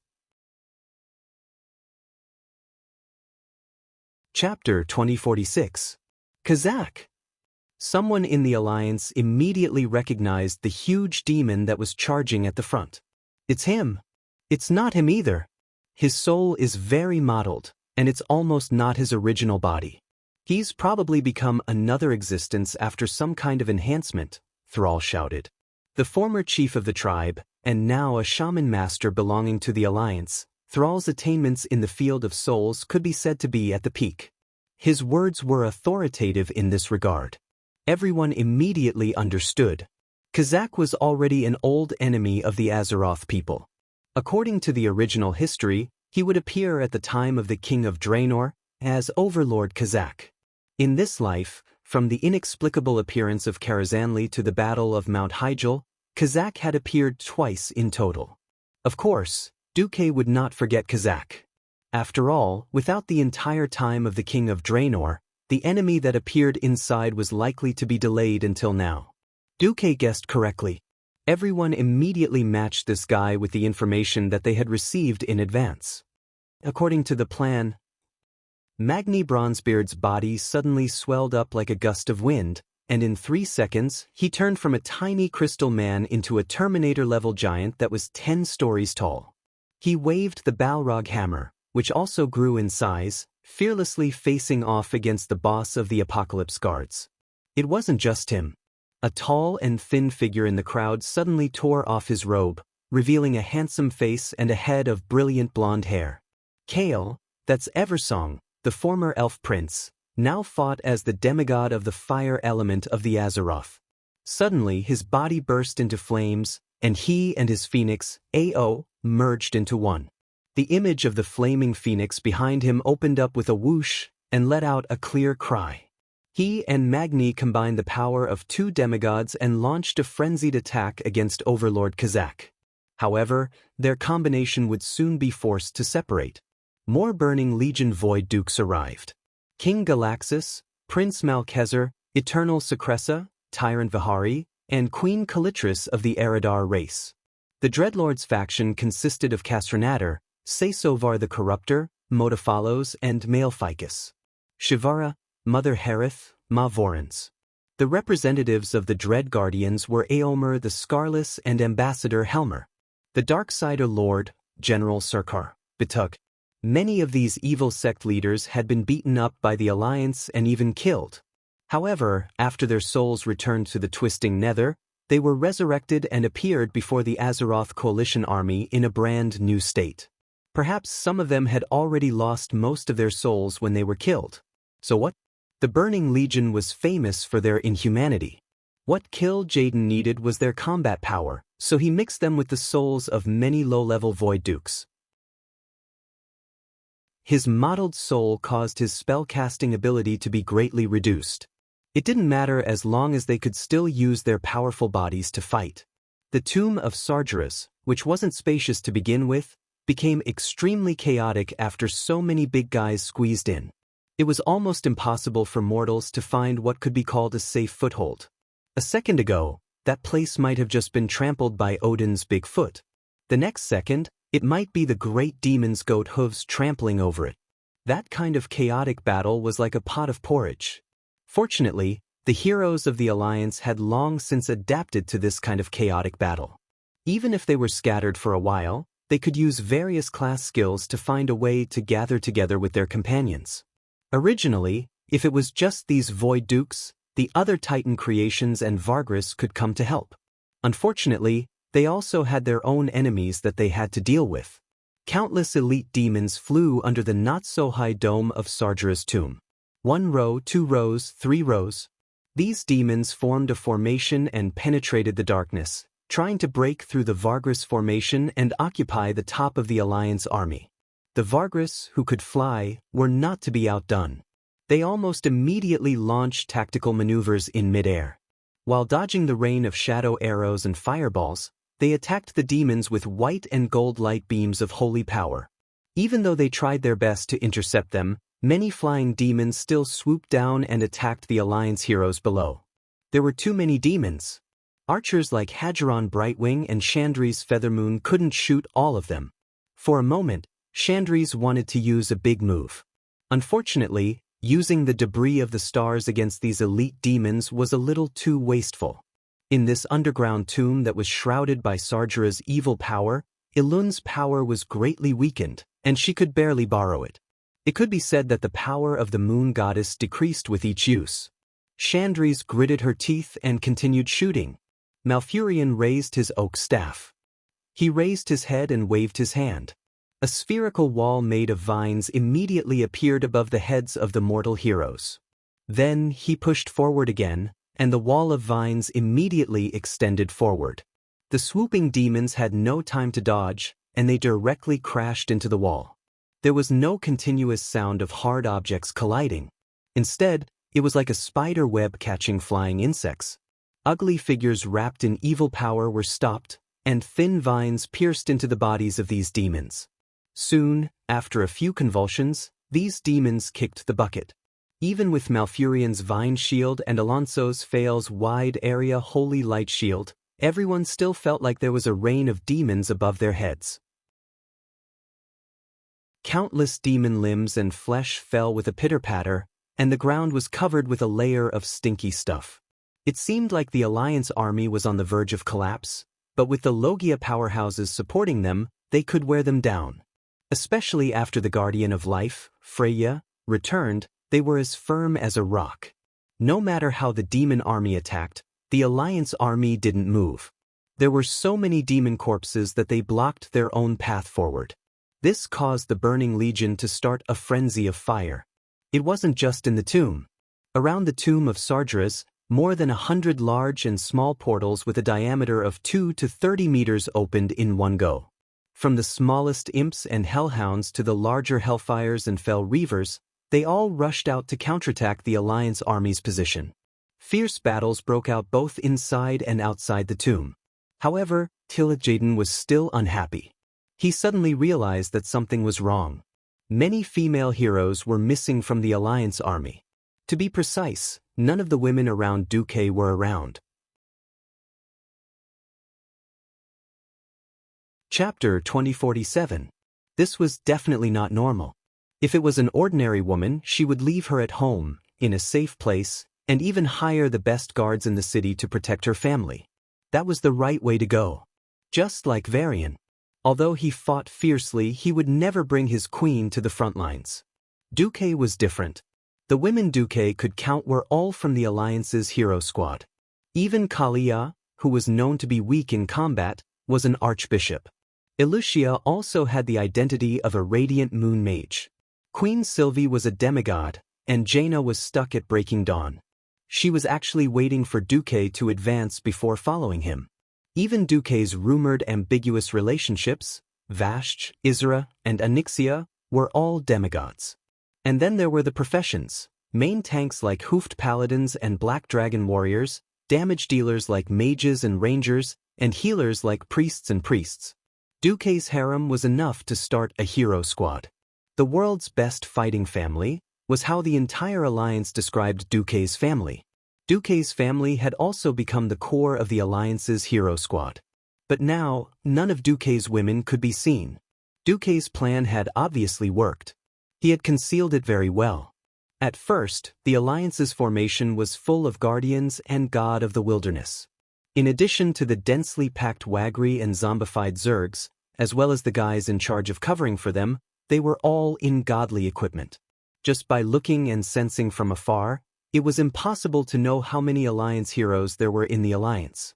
The Burning Legion could only use this kind of all-out attack, relying on the high-tier Void Lords who could fight and fight to break through the Alliance's formation and drag the situation into a chaotic battle. Only then could they see the full strength of the Alliance. The Alliance was definitely not weak, but Duque, whom Jaden valued the most, and Duque's women were all absent. This made Jaden feel that something bad was about to happen. What could be more important than stopping Sargeras from reviving on planet Azeroth?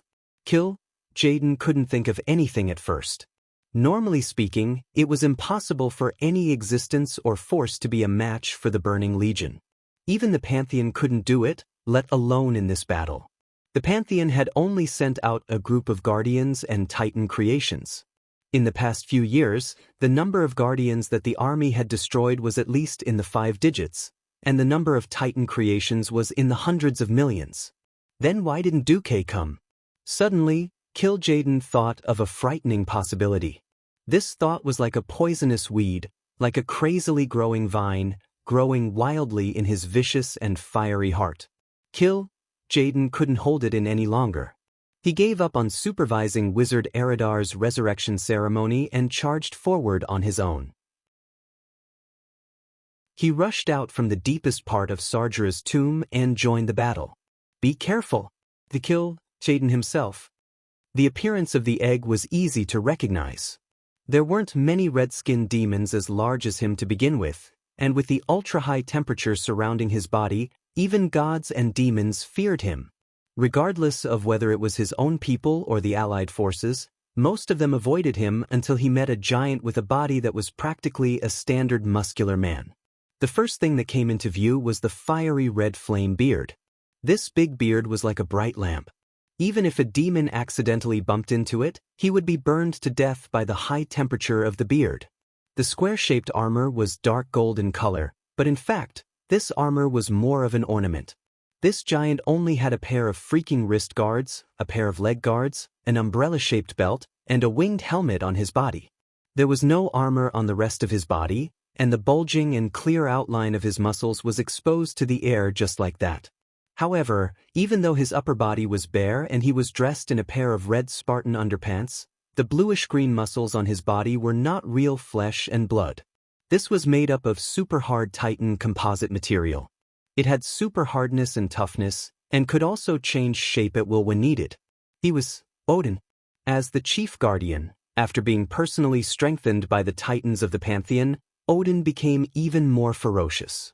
Seeing such a small egg, Odin, rushing towards him, Odin immediately used the Spear of Light. The huge golden spear that was longer than a football field was even more visually shocking in this space that was not too spacious for the giant guardian. In the next second, Odin exhaled and shouted. The muscles all over his body that were stretched to the extreme seemed to turn into a rubber band that was stretched to the extreme, and he threw the spear out in an instant. Odin raised his hand and raised a ball of flames that clashed with the Spear of Light. Unfortunately, the hellfire that was condensed in a hurry was pierced through by the spearhead that was blooming with light, and Odin suffered a fierce blow on the spot. Jaden, who refused to admit defeat, returned the favor on the spot, and a dazzling blue halo suddenly appeared under Odin's feet. In less than half a second, the halo exploded with a loud bang, and its powerful shadow energy caused even Odin, a 10-story giant, to stagger and fall forward. This was the egg's killer move, fragmentation singularity. Both of them suffered a fierce blow, but for both of their extraordinary physiques, it did not hurt. It did not itch. At their level, the traditional sense of Achilles' heel no longer existed. Of course, there was no dodging or anything like that. Two large humanoid creatures with powerful energy competed in each other's defense, vitality, and the ability to cause damage to the enemy. The shadow magic of chicken and egg was powerful. Odin's power of light was also very powerful. Jaden seemed to realize that Odin was not an opponent that he could kill in an instant, and he also calmed down from his anger. When a high-grade Void Lord helped him withstand Odin's fierce slash, he launched a huge trap-type magic. It was a large-scale spatial transfer. The members of the entire front of the coalition army, including Odin and Thorim, the Kiraji twin emperors, and more than 10 alliance heroes, including Tyrion and Gavinrad, were involved.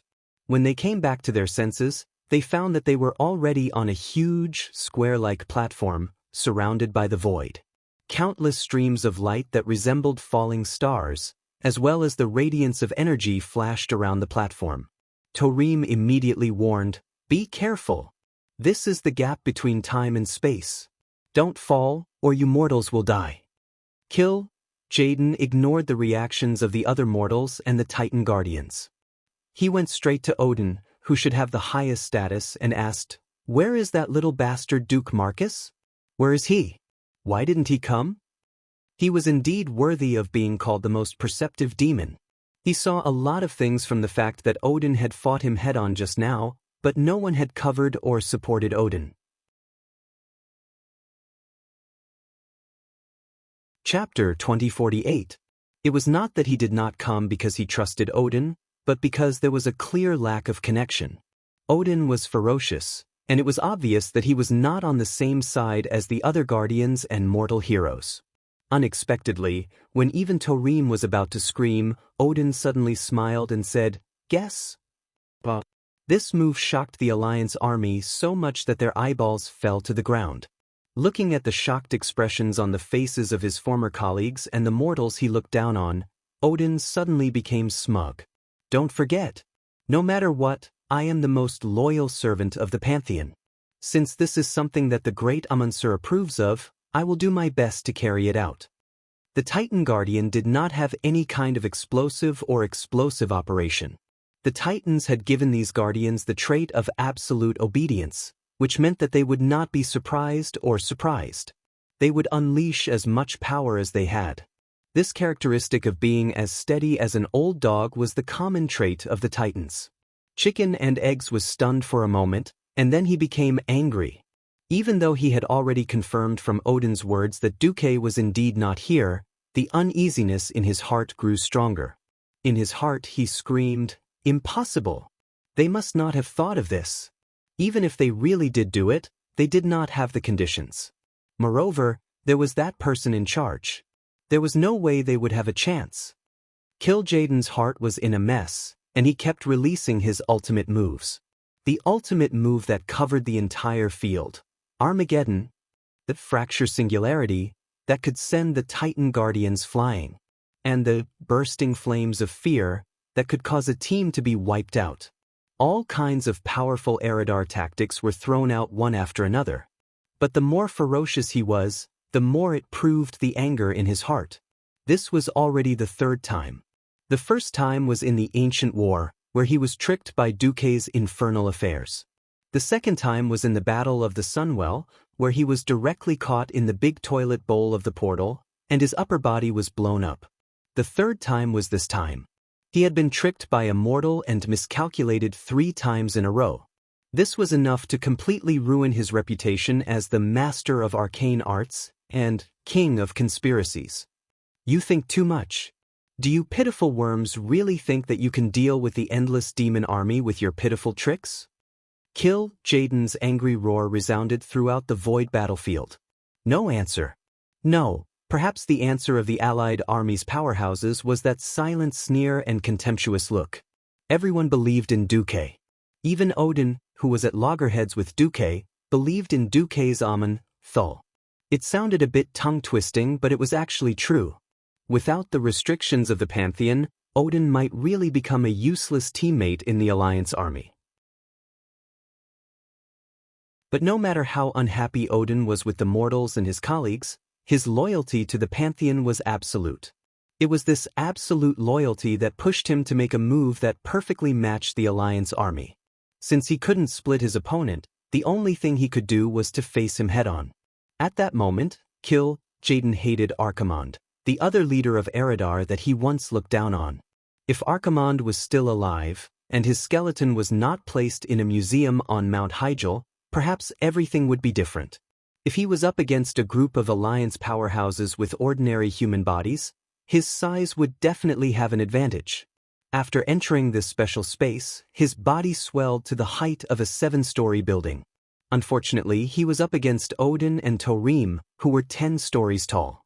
Facing these 2 Titan Guardians who had become extremely cooperative, Kil'jaeden found that his vitality was weakening very quickly. And because of their attributes, these 2 fellows were quite effective against him. One mainly used holy attacks, coupled with lightning, and the other was pure lightning. The 2 fierce guardians were already hard to deal with. Kil'jaeden calmed down and made full use of his home advantage. It was not impossible for him to kill these 2 fellows. But after adding the other demigods and mortal heroes into the mix, Kil'jaeden was very annoyed. Theon's, Ashbringer, and Gavinrad's new artifact, Wind Elemental King, Ikir's Wrath, were a perfect match for the 2 guardians. What was even more disgusting was the Kiraj twin emperors. After realizing that they could not cooperate with the 2 guardians, the twin emperors simply retreated to the side and did nothing but fight Kil'jaeden's reinforcements. This was not a void that was completely cut off from the outside world. This was just a special space rift that Kil'jaeden had developed. It was used by him to divide the Alliance powerhouses. From the beginning to the end, he had never thought of separating himself. On this huge void platform that was the size of 4 football fields, there was actually a portal that was specially used to teleport void lords over to help. The twin emperors were guarding the door as door gods. If it was Kill Jaden dealing with the twin emperors, it would be a piece of cake, but ordinary high-level void lords were really no match for these two brothers. If you were good at physical attacks, let the demon emperor, who was immune to physical attacks, fight you. If your magic was good, let the sword emperor fight you head-on. Anyway, they would just guard the portal and not let you big void lords come in. The twin emperors didn't care about the smaller demons and left them to the Alliance heroes. Interestingly, on the Alliance's side, Malfurion, the powerful healer, also came in at that time. Under full force, the decline of Odin's and Torim's vitality was really greatly slowed down. Kill Jaden was anxious because he knew that the Void Lords outside were really not enough for the remaining Alliance powerhouses to kill. As long as the Alliance didn't make mistakes and didn't advance rashly, the Void Lords were more like vegetables. Hey, is it really okay if we don't advance? If we delay any longer, Sargeras will be resurrected, right? Dan waved the hammer of holy light and smashed the head of an apocalypse guard into a rotten watermelon. Turayan, who was next to her, waved the Quelzerm, inherited from Anduin Lothar, and easily chopped a Shivala lord, and suddenly said, "First of all, we have to believe in Duque. Secondly, I think Duque should have reached some secret agreement with the Pantheon, such as a surprise attack." Dan wasn't a kid who had never led an army before, and he immediately understood the ultimate plan. If Duque didn't come to the front line, the only possibility was that he went to steal their nest. They went to the Twisted Nether? Dan lowered his voice. Turayan casually chopped another demon and suddenly laughed. "I guess Kill Jaden also discovered it. Then it doesn't matter if I say it. Although Duque is secretive, his destination isn't hard to guess. There's a 99% chance it's Argus." "Why Argus?" Dan was stunned. "This has to start from someone blowing up the largest fortress in the Twisted Nether." Turayan was overjoyed and felt that there might be a demon tail wagging on his butt.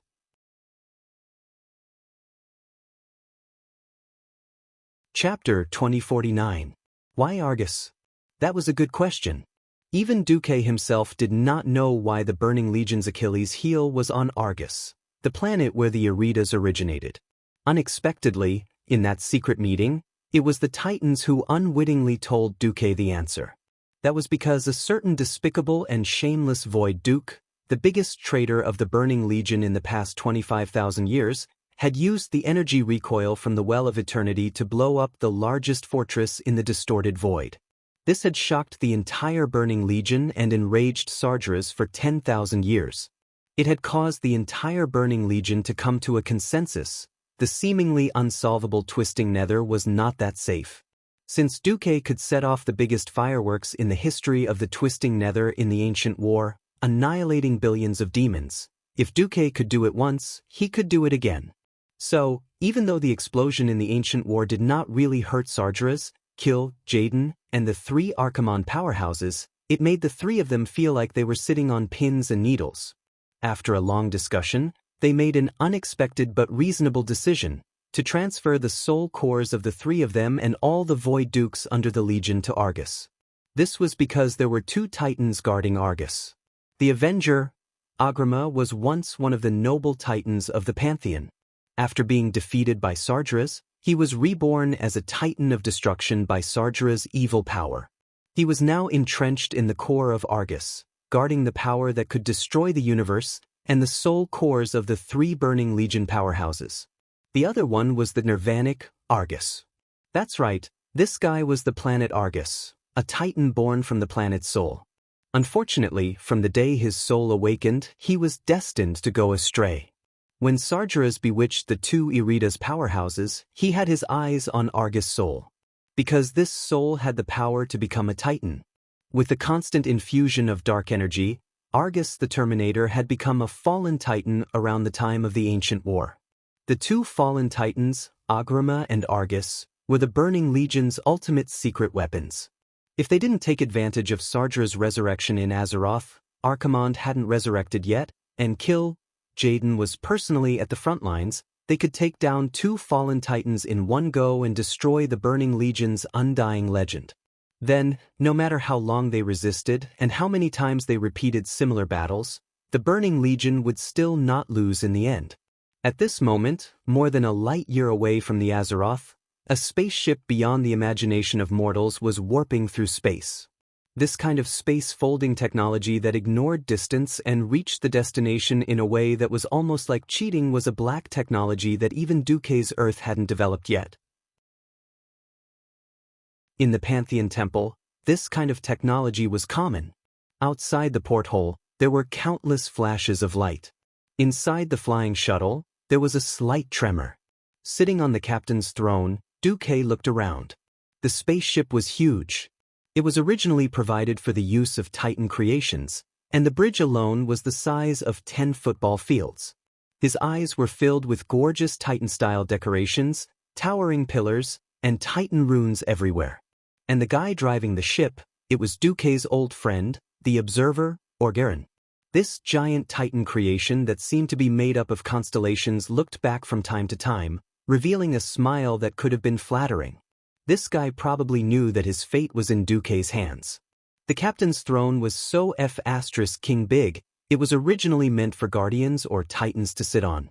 The seat alone was 30 meters by 20 meters, and including the protruding corners, the total area was more than 650 square meters. It was even bigger than Duke's ducal mansion in Stormwind. Feeling the space flashing by outside the spaceship, Duke felt as if he was in a world of silence. But there was a voice in his heart that was becoming clearer and more certain. This was the last battle. Crossing over from Earth, becoming a part of the surging pulse of the river of Azeroth's fate, merging into the main timeline that gathered countless lives and time branches, combining the fate of countless existences and billions of voices of resistance, finally condensing into today's situation. As long as they won this last battle, all the suffering, all the threats would end. Perhaps the competition for survival resources among the various races meant that no matter which world it was, there would never be true peace. At the very least, there wouldn't be any terrifying evil forces like the Burning Legion that would crush a few planets at the drop of a hat. Was it excitement? Was it nervousness? Was it anticipation? Or was it just a desire for closure? Even Duke himself couldn't say for sure. Hot blood flowed in his divine body. It was the roar of the elements, and also the roar of his spirit and soul. But Duke's heart was extremely calm. Quietly watching the monotonous starlight passing by on the main screen, his gaze seemed to pass through the shackles of time. It was his honor to be able to join the world of Azeroth. Except for him, no one else on Earth knew that the game they loved was actually a projection in the mind of a game designer from another world.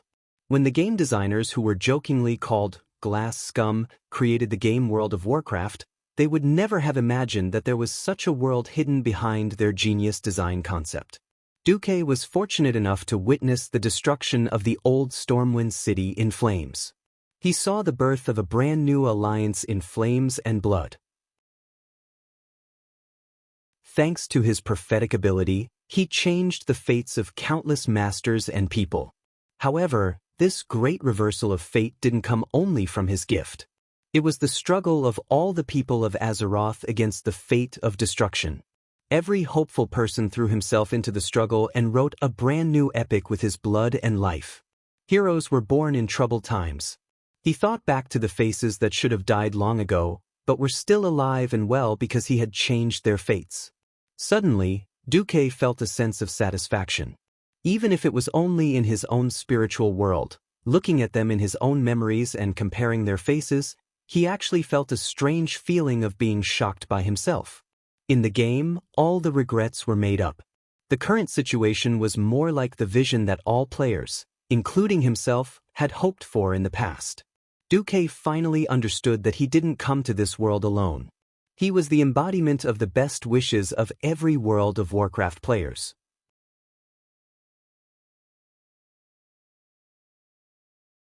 Chapter 2050. Thinking of this, Duke was in high spirits. Duque finally understood the meaning of his transmigration to this world. I've never thought of myself as a hero.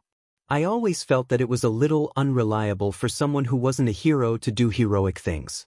I didn't expect that. I've always admired heroes who have done great things, and I yearned to become a hero myself. Suddenly he laughed bitterly and mocked himself. Ah, a guy like me actually has such a yearning in my heart. What is this? I was born ordinary, and when I see powerful beings, I unconsciously feel afraid and inferior. I didn't expect that it was me like this who had done such great things. It seems that humans are really a kind of limitless creature. The image of the beautiful blue planet that was gradually getting further and further away appeared in his mind. The corner of Duque's mouth curved into a bright smile. Thank you, Azeroth, for letting me live a beautiful life. In the future, I'll continue to rely on you. Even separated by thousands of mountains and rivers, in the endless void, in another part of the distant universe, Duque could still feel that there was a voice in his heart responding to him. The voice was full of affection. Child, I should be the one thanking you. That was the voice of Azeroth's astral soul. Suddenly, a familiar female voice rang in Duque's ear. She covered Azeroth's voice. Inferiority is the fear that mortals have towards the unknown. Heroism is a man's romance. What is there to be ashamed of? Duque, if it weren't for your self-awareness, self-discipline, self-improvement, and pride, do you think I would have taken a liking to a little human like you? Duque turned his head, and was surprised but not surprised to see a noble and proud female elf walking out from beside him. On her head was a golden crown in the shape of thorns, and her purplish-blue cloak seemed to have billions of lightning snakes wriggling inside, flickering nonstop. Her long hair shone like pure gold, and her blue eyes were like the purest sea water. The bowstring hanging diagonally in front of her chest was a stream of flowing wind, and the huge and gorgeous longbow faintly sounded with the sound of wind and thunder. Solidar Wrath of the Stars. Perhaps now that divine artifacts were everywhere, it was no longer the most dazzling star. However, the meaning it contained, defeating the insufferably arrogant Burning Legion, had always encouraged everyone in the Alliance. The female elf patted his shoulder and smiled at him. What are you afraid of? I, Sylvanas Windrunner, will always be with you. Yo, my little sister, you can't steal all the limelight. A mature, elegant, and beautiful female elf walked up and stood side by side with Queen Sylvie. She was Aurelia, the first woman Duque met in Azeroth. It was Sasha. What about me? Elugia asked. Following that, one beautiful female silhouette after another leaned over as if to join in the fun. Some of them were beautiful, some were flirtatious, some were gentle and virtuous, some were bold and decisive, some were pure and holy, and some were extremely exotic. Duque turned around and looked at Jaina, Kalia, Tyrande, Vashj and Ireel. Other than Onyxia and Isra, who were dragon aspects and could not leave, everyone in his harem was here. Duque suddenly revealed a somewhat silly smile. Oh, you're so happy that it's all over your face. You're really shameless. Jaina rebuked Duque, which was rare. Hey, which shameless disciple seduced his master? Duque teased. Which shameless impersonated a void lord and used shameless methods to occupy the night elves' high priestess? Tyrande put her hands on her hips confidently. It was as if she was blowing the horn, and a group of women surrounded Duque and attacked him. Who knew that Duque would ignore them all? Whoever rebuked him, he would respond with a smile. It was a drama with 3 women. With such a large group of beauties, if he really argued with every single one of them, then he would be really stupid. Anyway, no matter what they said, wouldn't they still be dealt with by Duque's godly sword? Duque's revenge, that night would be enough. Being stared at by Duque's naughty gaze, a few of the women felt goosebumps. Queen Sylvie put her hands on her hips and stood in front of a few girls who were being bullied by Duque's godly sword without daring to resist. Hey, Duque, we're talking business. What do you mean by that expression? Nothing. I'm just quite happy. Flags like returning home to get married after this battle are ineffective against me. There's a bunch of brats in my hometown now.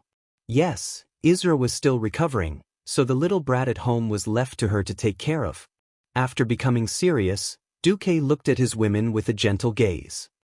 Do you remember all the important points? Got it, the 9 female voices said in unison. Alright, we're almost there. Duque turned his head and looked at the demon hunter hero who was squatting in the corner and drawing circles.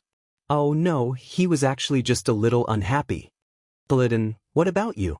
Illidan was originally unhappy, but when he glanced at Tyrande beside Duque with his eyes made of evil flames, his stiff expression immediately softened. He replied in a low, muffled voice, I've been waiting for this day for 10,000 years. The hatred of long-lived races was really scary. One grudge could be remembered for 10,000 years, and they would always be ready for revenge. Fortunately, Duque had Tyrande as a shield, so he was not afraid at all. Even good men like Ronan and Turalyon had found a home. Unfortunately, the Stormrage brothers were infatuated with love, and Duque could not possibly give up his own woman. This was basically an unsolvable deadlock. In fact, it was very easy for a love rival to get into trouble. To be honest, Duque originally did not intend to trust Illidan, but the world was strange. Ever since that bastard Illidan met Teresa, he had completely changed. He was no longer so gloomy and desperate, as if he had a new spiritual anchor. Thinking of this, Duque felt a little angry. Because Teresa Whisperwind was the daughter that Tyrande gave birth to for him 6 years ago. F***ck, why did I not know that Illidan had a Lolicon attribute? Now, this originally important son of light and shadow, not only did he not go to the tomb of Sargeras to fight with Jaden, but he also followed this ship to Argus. Duque monitored that the bastard Illidan had opened the pendant on his neck a total of 108 times in this short period of time. Impressively, the 3D portrait of Duque's Teresa was in the pendant. If possible, Duque would rather stab Illidan to death immediately, so that the old man would not be thinking about his daughter. Unfortunately, that pendant was a gift from Tyrande, the relationship between Tyrande and the Stormrage brothers. After all, Tyrande's body and mind belonged to Duque. The rest did not matter.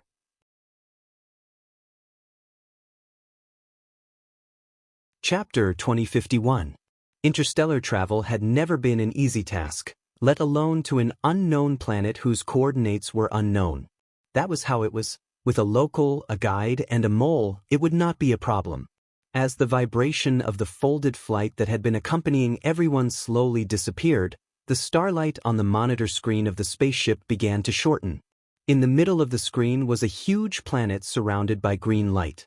The planet itself was huge, but unfortunately, it did not have the characteristics of a planet with life. It was neither an ocean planet that was dominated by seawater, nor a terrestrial planet covered in forests, let alone the planet of Eden that was known as a paradise for life. It could even be said that Argus was like a sun, a star that could emit light and heat on its own, more like a planet with life. Traces of dark energy filled their eyes, and in their field of vision, a huge yellow-green scar almost split the entire planet in half. In the middle of the screen, there was a huge yellow dot that looked like a whirlpool, and the edge was all green dark energy. Looking at his hometown, Valen's heart ached at the changes here, but at the same time, he was filled with emotion. It's been 25,000 years. I never thought that I would return to Argus one day, although I don't even know if I'm a living person. Valen had kicked the bucket, but he was not completely dead.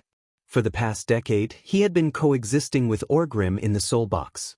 Until Duque reached a cooperation agreement with the Pantheon, and as the best local, he was resurrected, with the help of the Pantheon. It was hard to say that this was a true resurrection, because his body was half holy light creature, half metal. Just like the earth spirit who was cursed by the flesh and blood, and became a special half-earth elemental and half-living creature.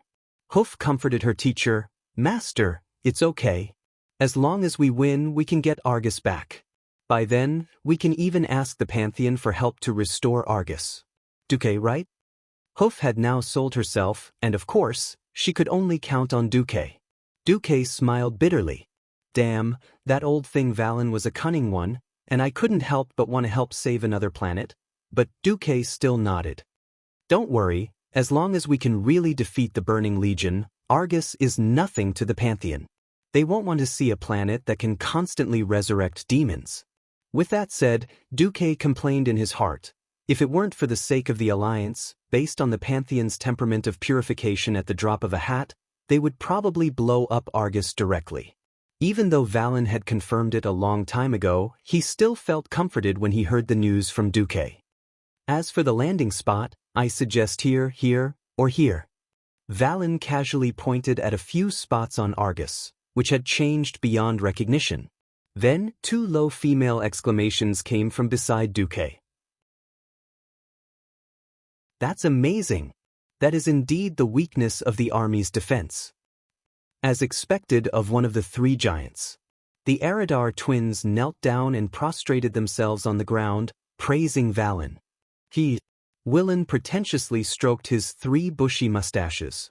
Even though the planet has undergone a great change and 25,000 years have passed, there are some important places that can't be changed. For example, the location of the Antorus burning throne. That place itself leads to the core of the entire planet. Controlling that place is equivalent to controlling the entire planet. Duque smiled. It was no wonder that Kil'jaeden had been chasing after Willin for the past 25,000 years. Then, the Aradar twins had been added to the list of targets. I got the defensive map through the servants who still have no choice but to swear loyalty to us sisters, said Elisis. Everyone, please take a look. This is the latest information before we start hyperdrive, Saloras said. The twins raised their hands and displayed the defense map of the army on Argus on the huge three-dimensional planet. Duque didn't care about how the two of them made the servants loyal. He only cared about what he wanted, and he found it very quickly. At this time, the observer in charge of driving the ship, Orgarin, suddenly shouted, "Damn, the Burning Legion has expanded their alert range." They received the army's identification signal much earlier than expected. They want us to identify ourselves. At this moment, everyone looked at Illidan. This was the time to verify if the keystone his demon hunters had obtained was effective. Under everyone's gazes, Illidan took out a runestone. That was the ultimate treasure that his most loyal demon hunter had spent more than 20 years to obtain. It was also his biggest asset in this ultimate war. This is a keystone. It's both the galactic coordinates and the prototype of the entire Burning Legion's identification system. No changes can bypass it. The Aradar twins looked at this inconspicuous blue runestone, and their eyes lit up. Yes, the last time the army changed the communication system and password was during the Primordial War 10,000 years ago. That time, the traitor Duque appeared and blew up the Twisted Void Fortress, so they had no choice but to change it. Just changing the password and identification system alone took 100 years. There was no other way. Not only was the entire system complicated, but the army was too large. Tens of thousands of planet destroyers, millions of assault ships, and hundreds of millions of demons had to change the identification system. This huge project had taken countless ARG engineers back then. This was the bitterness of being a demon.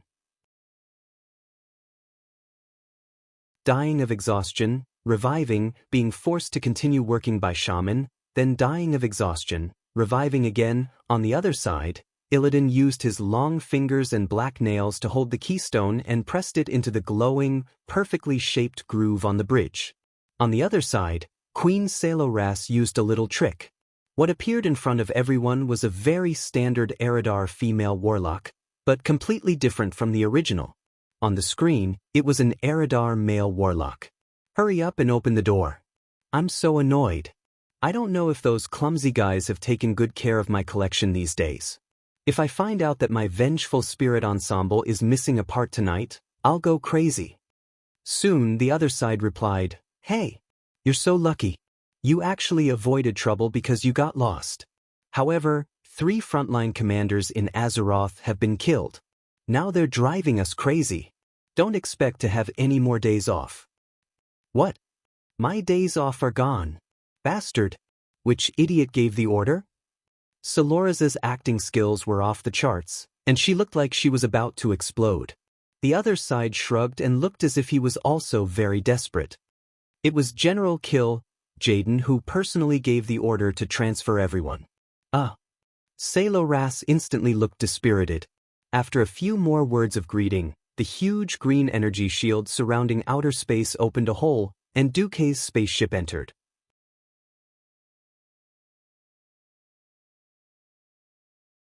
Chapter 2052.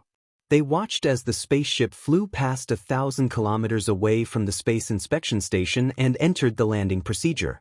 The inspector complained, "This ship looks really old. Is it a ship that was snatched from the war with the Drenii? 10,086? What does that mean?" Another Eridar wizard interrupted, "Who cares what he's doing as long as he's back? Our superiors are going crazy over the lack of planet destroyers. Anyway, any ship that goes to Azeroth and gets hit by a planetary fortress is just a matter of one shot." That's true. I really don't know how the natives of Azeroth built an interstellar fortress. According to their primitive ideas, they probably can't even imagine it. Maybe it's the damn Pantheon's idea. As they chatted, they did not know what they had put in. On the other side of the spaceship, Queen Sailor humbly knelt down on one knee and continued to explain to everyone. There are too many demons in the Burning Legion. Even if there was no war, there would be Void Lords being defeated by other demons every day. There would also be new Void Lords being nurtured, or Demon Lords who succeeded in defeating the previous Void Lords, or Demon Lord alliances would instantly turn against each other and start a private war. So the composition of the forces under each Demon Lord is constantly changing. Elisa's continued, not to mention high-level commanders like Kill, Jaden, even the elite demons at the squad leader level don't know how many demons they have under them. After all, sometimes when they die, they go back to the twisting nether to wait for resurrection, and they don't have time to report it. Or the squad leader doesn't know how to count. Sailor seamlessly continued, "The only thing that is strictly monitored is the interstellar portals on Argus. This is because of Master's great cause 10,000 years ago. The Eridar twins had been calling Duque Master for so many years, and it had become very smooth. Everyone was still wary of them, but they always pretended not to see it and did things cautiously." Duque's gaze swept across them. He knew that at least before the Burning Legion was destroyed, they were more reliable. The spaceship began to break into the terrible green atmosphere of Argus. After 25,000 years, Argus was no longer the beautiful planet that Valen knew. Sargeras spared no effort in corrupting Argus with his dark energy, causing the atmosphere of the entire planet to become abnormal. The high concentration of evil energy in the atmosphere would kill an ordinary person on the spot. Their body would be lit up like a match, and even their soul would be incinerated, becoming part of the evil energy of the planet. Duque did not know how the people of Azeroth did it in the original space-time trajectory of Azeroth. On his side, Willin secretly conjured a holy light shield to envelop the group of mortal experts. For Illidan, Eridar, and the Gemini twins who were demonized or were demons themselves, it was as comfortable as returning home. "All right, Duque, it's time for you to tell us what we're going to do next." Queen Sylvie was ready to go. She was like a fierce general who was about to charge into the enemy's formation. We're going to do an Assassin's Creed sneak attack," Duque said casually. "Assassin's Creed? If you want to do a sneak attack, why don't you call the professionals? Valera, Vanessa, Edwin, and the new legendary orc thief, Garona. You didn't bring any of the 4 thieves of the Alliance. What are you doing?" Sensing everyone's gaze, Sailor protected her master. The place we're about to land belongs to an unpopular mid-tier Void Lord, Galast. He was destroyed in Azeroth 10 days ago, and his soul has just returned to the Twisted Nether. The defense of his territory is very lax. It's just some weak demon guards. The Gemini twins soon realized that their efforts were in vain. The spaceship landed, and as soon as the hatch opened, before the demons in the distance could surround them, Duque opened fire. Countless black, dark shadow hands, made of shadow energy, floated in midair. They unscrupulously fired at any demons within a 3-kilometer radius, whether they were in the camp, hiding in the basement, or wandering in the wild. They killed every demon they saw. Bayou, Bayou, Bayou, With ear-piercing noises, the smaller imps and hellhounds were blown into ashes, and the larger demon guards and doom guards were left with only half their bodies. In terms of level, the demons here were third-rate at best. More than 90% of them weren't even elites. In front of the ultra-pure Umbra energy, even the hellhounds' natural high magic resistance was negligible. How could they possibly withstand Duke's attacks? As a demigod of Azeroth, nobody could switch to a shadow form and use the skills of an arcanist to bully the little kids among the demons. The experts of the coalition army were dumbfounded. Queen Sylvie lost her temper and asked angrily with her hands on her hips, "Didn't you say you were going to do an Assassin's Creed infiltration?" Duke said innocently, "In my hometown, the so-called Assassin's Creed is to kill all the enemies so that there are no witnesses. If this isn't a perfect infiltration, what is? After all, those useless people can't inform the upper echelons of the Burning Legion when they resurrect. Even if the Legion finds out that something is wrong here, they can slowly confirm the situation when they find out. I'm already done here." "Damn, you're so right. We can't even refute you." The girls were all embarrassed. In fact, it was exactly as Duke thought. The Legion did have a message from the monitors, saying that a large number of demons died in Galast. But a battle between demon lords or demons was just like how humans needed to eat and drink. It was too common. After confirming that those guys were killed by a rain of Umbra arrows, no one cared about it anymore. After all, in the hearts of most demons, the enemy was playing with the holy light. On the other hand, it was also because the Legion wouldn't spread the news that Duke played infernal affairs 10,000 years ago and tricked the Legion everywhere. Even when the Legion mentioned the big explosion in the distorted void, they would say that a certain high-level Void Lord who was killed in the explosion was conducting a forbidden experiment and blew up the fortress after it failed. No Void Overlord or above would dare to say that they had been tricked by a mortal powerhouse. Even the largest Void fortress had been destroyed by a mortal powerhouse. The demon bosses who had been dominating for 15,000 years still had some face. They wanted face, so they naturally left a huge gap for Duke. Seeing that the main force of the demons around him had been killed, Illidan snapped his fingers, and his elite Illidari demon hunters immediately scattered. This group of nearly 500 demon hunters would transform into the cruelest hunters and hunt all the demons within a 100-kilometer radius.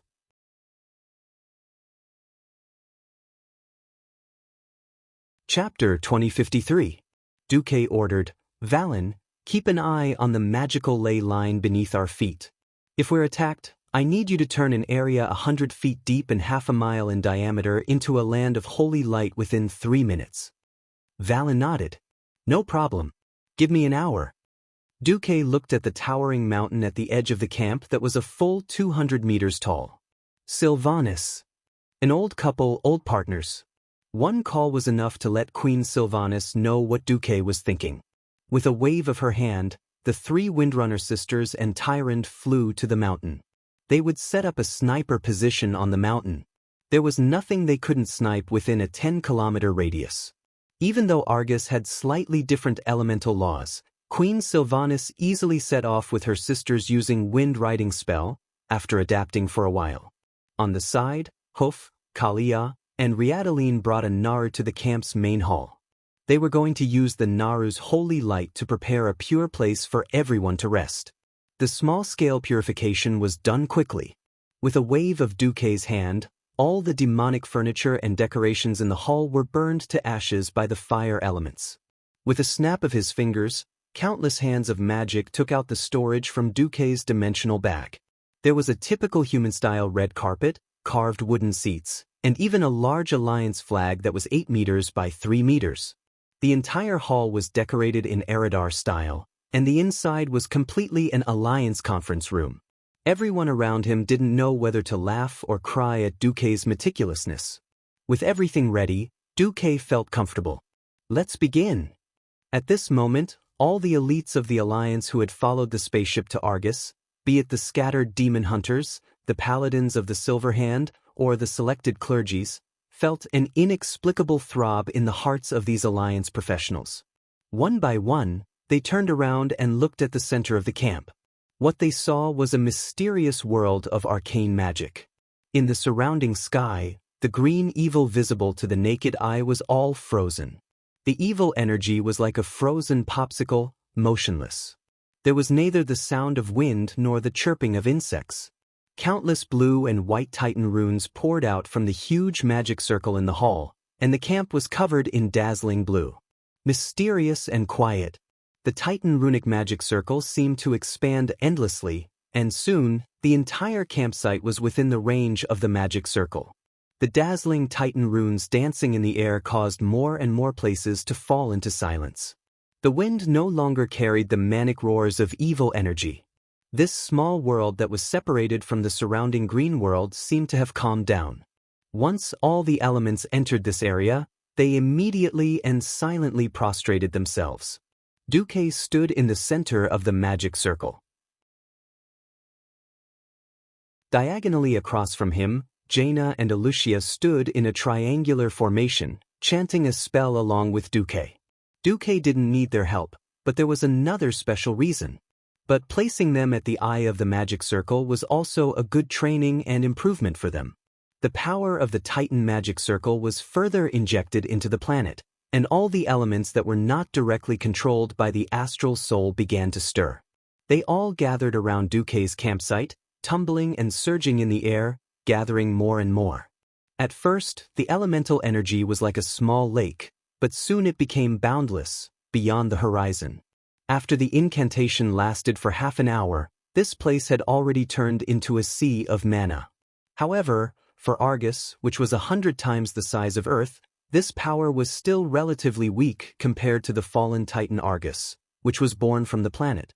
It was not worth mentioning. Phew! Duque exhaled, and his breath was filled with the 4 major elements. We can start the next stage. According to the plan. We won't participate, we're just sensing from the side. Jaina and Xianxia nodded at the same time. Duque spread his hands and used the hand gestures to cast the spell. On the sea of magic, it was as if 12 bright moons had risen. Upon closer inspection, one would find that the so-called bright moons were just dim Titan magic circles. With the operation of the magic circle, the turbulent sea of magic began to lack waves, and in the end, there was not even a ripple. The 4 major elements were clearly not connected, but they were mixed together harmoniously. It was like a child's careless painting. Looking down from the sky, as long as one's vision was not blocked by the green clouds that acted as a cover, one would find that this place was completely different from the other areas of Argus. Duque's eyes widened. Jaina and Xianxia were surprised to see that Duque's previously clear pupils had changed. The 4 colors turned into 4 petals like a windmill, and slowly rotated clockwise in his pupils. The 4 colors, of course, represented the 4 major elements of earth, water, fire, and wind. At this moment, anyone with the slightest bit of elemental perception could feel that the laws of this land were deviating.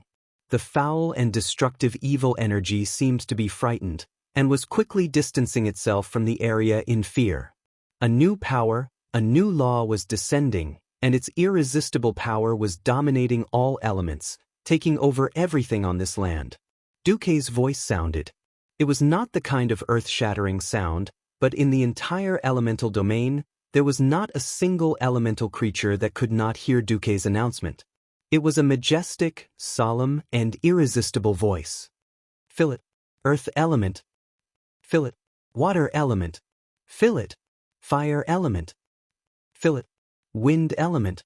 The cycle repeats, followed by the 4 major elements. In the face of the 4 major elements that form the foundation of the world, I, the god of elements, Duke Marcus, hereby declare, thou art at my command.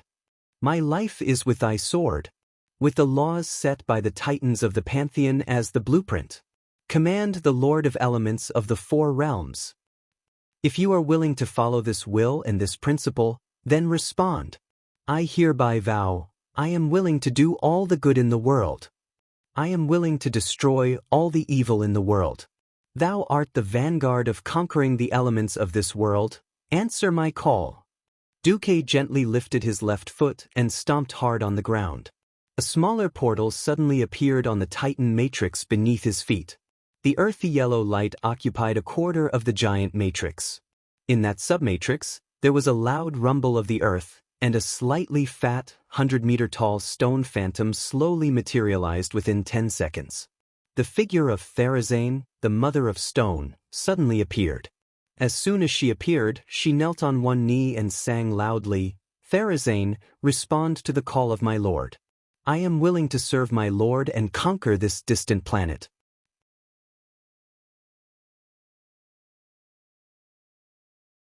Chapter 2054. Unlike how it had been in history, the Holy Light Army had openly charged up to Fang Xinjiang. Although they appeared heroic, they had also suffered great losses. None of the 4 elemental lords were fools. Especially after experiencing the war with the Titans during the Dark Empire of Azeroth, Neptulin and Therazane were even more aware of the Titan's strength. You've tasted too much of the Azeroth element and are probably numb to it. How does it feel to come to a new planet? Duque asked with a smile. The rest of Azeroth inevitably entered the bitter age of doom. Whether it was the depletion of elements, the lack of talent, or even the retrogression of technology, it had nothing to do with the Pantheon. Neptulin, respond to the call of the Lord. I will drown this planet full of evil flames with seawater in the name of the Master. Duque, the elemental god. Then, there were the other 2 elemental lords, the flame demon Smoldran and the former wind prince Thunderin. Duque flipped his wrists and raised his palms to the sky. Argus was too huge. Compared to the entire planet, 10,000 square kilometers of land might not even be considered as a hair follicle when compared to the human body. Unless there were too many bugs causing the skin to rot and stimulating the nerves, then, are you excited? Happy? Fire could be a means, but it would not be the master. More than 9 million Russian soldiers and 17 million civilians died in World War II. Most of them were adult men. This directly led to the imbalance between men and women 70 years after the end of World War II. Only then did the 4 elemental lords stand up. Thunderin greets the Lord. May the cool breeze sweep away all filth for the Lord. The 400-meter-tall elemental lords knelt in 4 different directions toward the tiny Duque, who was less than 2 meters tall. Anyone who saw this scene would be shocked. The beautiful eyes of the harem ladies sparkled. They were proud of their men. Flame demon Smoldran, not bad. Of course, what Duque did was more than just stimulating the Lord. He did not just dig out the flesh of the burning legion. He simply pulled out the little hook that President Sa had hidden with the vagina shrinking spell and cut it off. Smoldran greets the Lord. I'm willing to share the burden of my master. 10,000 years ago, Sargeras did his best to build this place into the safest rear. Of course, he had to get rid of all unstable factors. When he discovered the primitive and uncontrollable instincts of the elemental creatures, he hated the elemental creatures here. There were countless mites and microscopic parasites on the surface of the human body, but the human body itself did not feel anything. The 4 elemental lords spread their arms, and countless elemental creatures were created on the spot. They were originally elements of Argus, and they were directly gathered by the lords and given the simplest sentience. In the next few days, Duque, Queen Sylvanas, and the other demigods felt that the Pantheon was spying on them many times. It was as if he was in the overly majestic temple of the Pantheon, with the virtual images of several titans standing on it, watching every move of Argus' advance army with a profound gaze. Therazane said happily, "Not bad." Duque pursed his lips and said nonchalantly, "High profile? I don't think so. This level of elemental invasion is not even an itch for Argus, the Nirvanic destroyer." In any case, Duque, the tall boss, was holding the fort. It was not their turn to show up. Duque raised his right hand. "Rise, my loyal servants." Argus was larger than Azeroth, so the other 3 elements were more abundant than Azeroth. Neptulin was the only one who was left in a difficult situation. Most of the fire elemental creatures were transformed into hellfire, but the high-level elemental creatures were directly destroyed. This caused the whole of Argus to fall into a state of elemental vacuum without the rule of high-level elemental creatures. The 4 elemental lords of Azeroth all knelt outside, which was even more shocking. Although it was not the first time the people who followed them to the roof saw such a scene, they felt their hearts tremble every time they saw it. Regardless of whether they had fallen or not, the Titans were not existences that the elemental lords could challenge. Duque knew very well how dangerous a world war could be to a people, and even to the whole world. The Pantheon and Draenei were responsible for getting the spaceships, and they sent the elite Azeroth professionals to Argus. That kind of siege simply didn't treat elites as elites, they were just cannon fodder. The elemental creatures that were created instinctively followed in the footsteps of their creators, killing in all directions. The 4 elemental lords all let out strange, inhuman cries. The ancient elemental language expressed the most primitive excitement and excellence. Simple violence was effective, and it was what he was best at. Duque raised his right foot and stomped on the ground. This time, a quarter of the magic circle rotated at high speed. After a few seconds, a similarly burly, dark blue sea giant appeared out of thin air. He also knelt on one knee.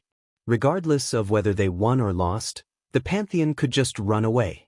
With a thought from Duque, a large round hole appeared at the top of the hall. A throne made of fire, ice, and arcane elements slowly lifted Duque up to the roof of the building. 2 seconds later, a dazzling flame giant and an inverted triangular wind elemental creature appeared at the same time. Now, the entire Burning Legion was in the dark and did not know what was going on. Neptulin frowned. "I'm not feeling well."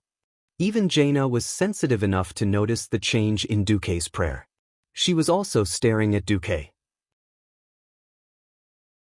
There was not a single fire elemental creature among the higher-ups of the Legion.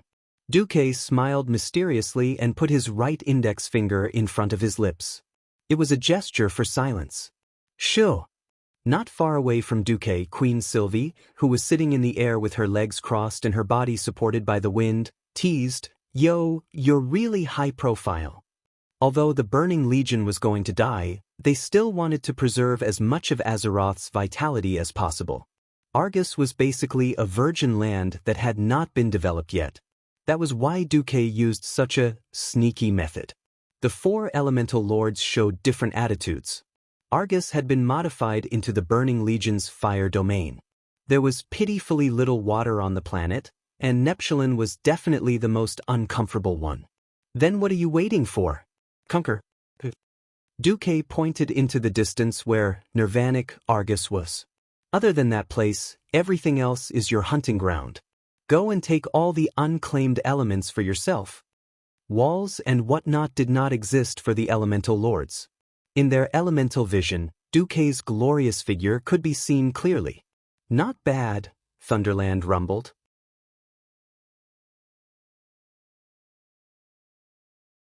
Chapter 2055. Duque sneaked over to Argus to raid the Burning Legion's home base, using the entire Azeroth as a feint. Whether it was the time or the situation of the battle, even the Titans of the Pantheon were amazed by the speed of the attack. In the entire allied army, only the leaders of the Alliance, the Titans, or the demigods knew that Duque had left with his men. The allied army, even Marshal Taylor and the others didn't know that Duque had gone to raid. The Burning Legion was even more in the dark. In fact, when Duque had the 4 elemental lords take over Argus elemental authority, the allied army's powerhouses had only advanced to the 3rd boss of Sargera's tomb. By the time Jaden realized that something was wrong, it was already too late. The chaotic nature of the Burning Legion made Argus look like it was heavily guarded, but in fact, after passing the external inspection, it was just a small matter. Initially, Duque had prepared for the worst, such as how he would forcefully land when the defense line outside the planet was discovered, or how he would be besieged after landing, and how he would defend while forcibly seizing Argus elemental authority. In the end, there was no use of any contingency plans. This was like winking at a blind person, but it was actually quite cool. Just like that, Duque corrupted himself in his temporary palace, camp, controlling everything, throwing the work to others or the elemental lords working below. and focused on monitoring the Burning Legion's messy affairs. When Duque confirmed that the Void Lords around him were all dirty and conflicted, True Mirror Image was activated. Today, he pretended to be an Eridar wizard to attack another faction, and an hour later, he pretended to be a demon to attack a third faction. In just 3 days, he easily turned Argus into a mess with the territories of the Lords that spanned over 1,000,000 square kilometers around Antorus' burning throne. None of the Eridar higher-ups could find anything, because the cause of the disputes was very simple: complaints.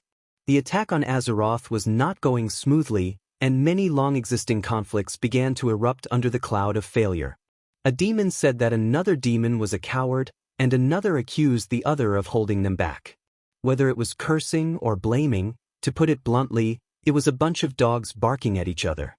This was because they were the first demons to die in Azeroth. After 10,000 years of adjustment, not all demons would roll into the twisting nether after death. After some high-ranking demons died, their souls would return to Argus. All sorts of fights, big and small, and even all-out wars between lords broke out. At first, it was not noticed by the higher-ups of the Burning Legion. The battle quickly spread like wildfire. By the time the demon lords who stayed behind realized that something was wrong, it was already a civil war. The Burning Legion's ruling structure was quite standard. It was a typical tree structure where 1 gave birth to 2, 2 gave birth to 4. Under Shaman were Archimonde and Kil'jaeden.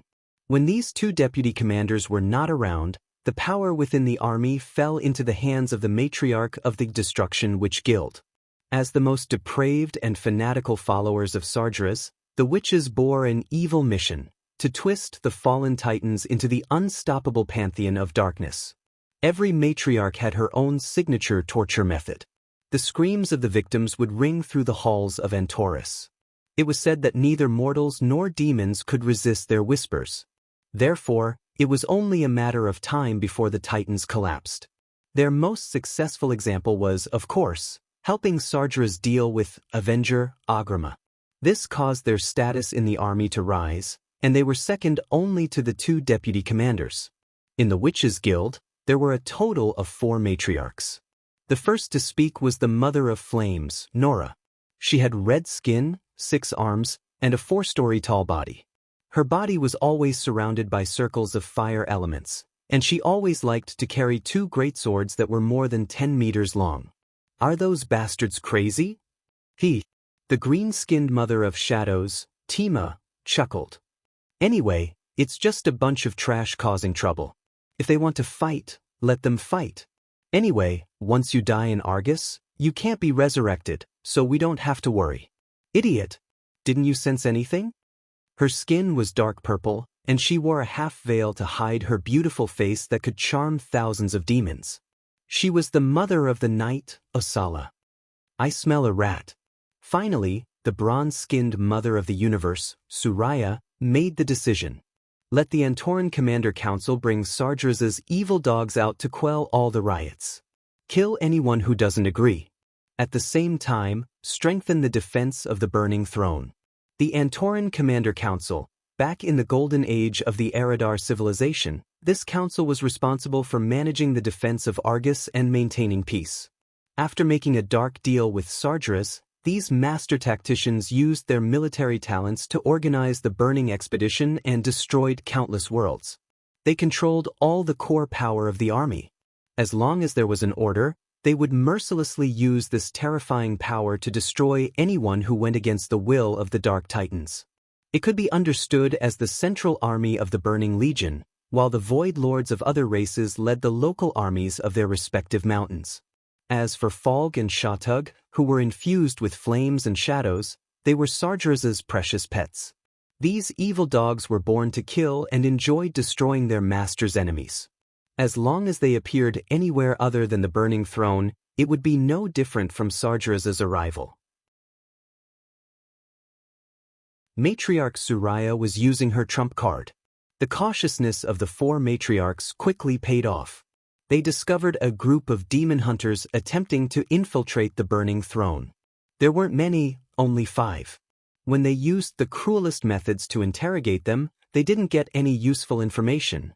Although not every demon hunter could withstand soul interrogation, the ones who confessed only said that Illidan wanted them to go to the lowest level of the throne to find out about Agrima the Avenger. Why would that traitor Illidan want to find out about Agrima? How did he find out about Agrima? Where's Illidan? Isn't he in Azeroth?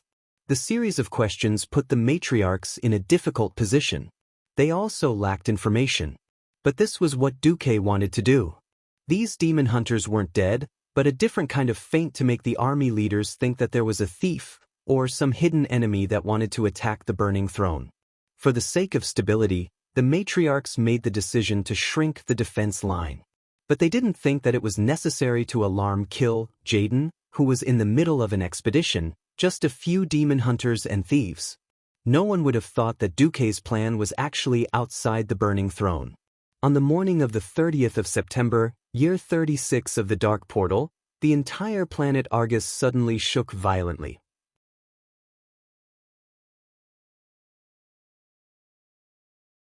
Chapter 2056. Most of the elements and creatures on the planet were just extras to the planet itself. Like in the World of Warcraft game, a fallen titan transformed into a giant, less than 10 stories tall to fight the players. This was simply unthinkable in the world of Azeroth.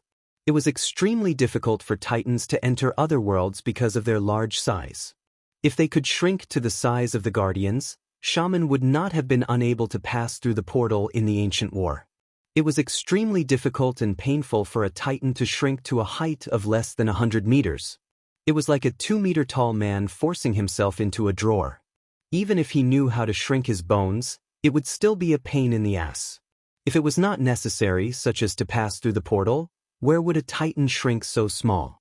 After Therazane's elemental probing, Duque roughly determined the volume of the lowest level of the burning throne. It was a huge hole 3 kilometers high and 100 kilometers in diameter. Taking into account factors such as comfort, Duque estimated that Argus the Nirvanic would be about 1,000 meters tall in its normal state. As for the mass, it was probably in units of 10,000 tons. This deduction left all the Alliance heroes dumbfounded. If everyone rushed to the burning throne and suddenly found that the enemy was this size, they would probably retreat in despair even if they were not wiped out. There was no hope of success in challenging an enemy that was not on the same level. After weighing it, even if they used their most powerful attacks, they would only scratch the Nirvanic. Hearing this information, Hoof stuck out his tongue in shock. Duque was not surprised at all. Titans refer to very, very large existences. Since the Titans of the Pantheon are formed from the souls of planets, Argus, the fallen Titan, would not be too small even if it was malnourished. Otherwise, why do you think I had to sneak into Argus and plunder the elemental resources here first? After Duque dispersed the 4 elemental lords to cause trouble, and then used a diversion to confuse the higher-ups of the army, on the 16th day he finally could not hide it anymore. The huge planet Argus was covered in dark energy, and the entire planet was green. That strange light green color itself represented an immeasurable amount of destructive energy. Energy that destroys life and souls. The energy obtained by destroying planets and galaxies. These energies had made Argus stronger, but the chaotic nature of the dark energy had also reduced the perception of Argus the Terminator. For example, a patient in the final stage of diabetes would often get injured due to a careless wound, causing the wound to fester, and even the entire arm or leg would need to be amputated. Being numb didn't mean that one couldn't notice the wound. When the wound was big enough, it was impossible not to notice it. Furthermore, in order to prevent Smodron and Therazane from controlling too much of the fire and earth elements tainted by evil energy, Duque had set a time for them to return every day to be baptized by the holy light. After more than 80% of the water element, 43% of the fire element, 55% of the wind element, and 41% of the earth element on planet Argus were forcibly seized by the 4 elemental lords, Argus the Terminator finally realized that something was wrong. Roar.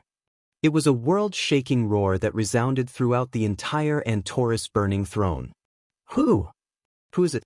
Who is robbing me of my resources? Despicable thief, come out.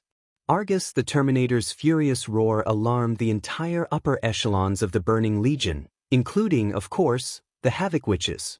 They split into 3 groups. The 2 matriarchs stayed behind. The matriarch of Flames, Nora, rushed out of the Burning Throne to personally patrol, and the matriarch of the universe, Suraya, rushed to the end of the Burning Throne. Argus, what the hell happened? After venting his anger, Argus finally said, "Elements. My elements have been stolen." No, a total of 4 extremely powerful elemental thieves have stolen a large portion of my control over the elements of the entire planet. The matriarchs were all extremely cunning beings. Perhaps their lack of imagination made them unable to immediately associate it with Duque's bold and unconstrained fighting style. Since Argus mentioned 4 powerful elemental thieves, it was not hard to imagine the culprit.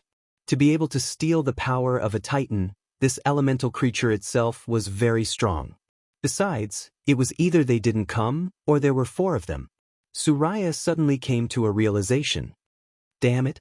It's the 4 elemental lords of Azeroth. Of course, she knew who the 4 elemental lords of Azeroth listened to.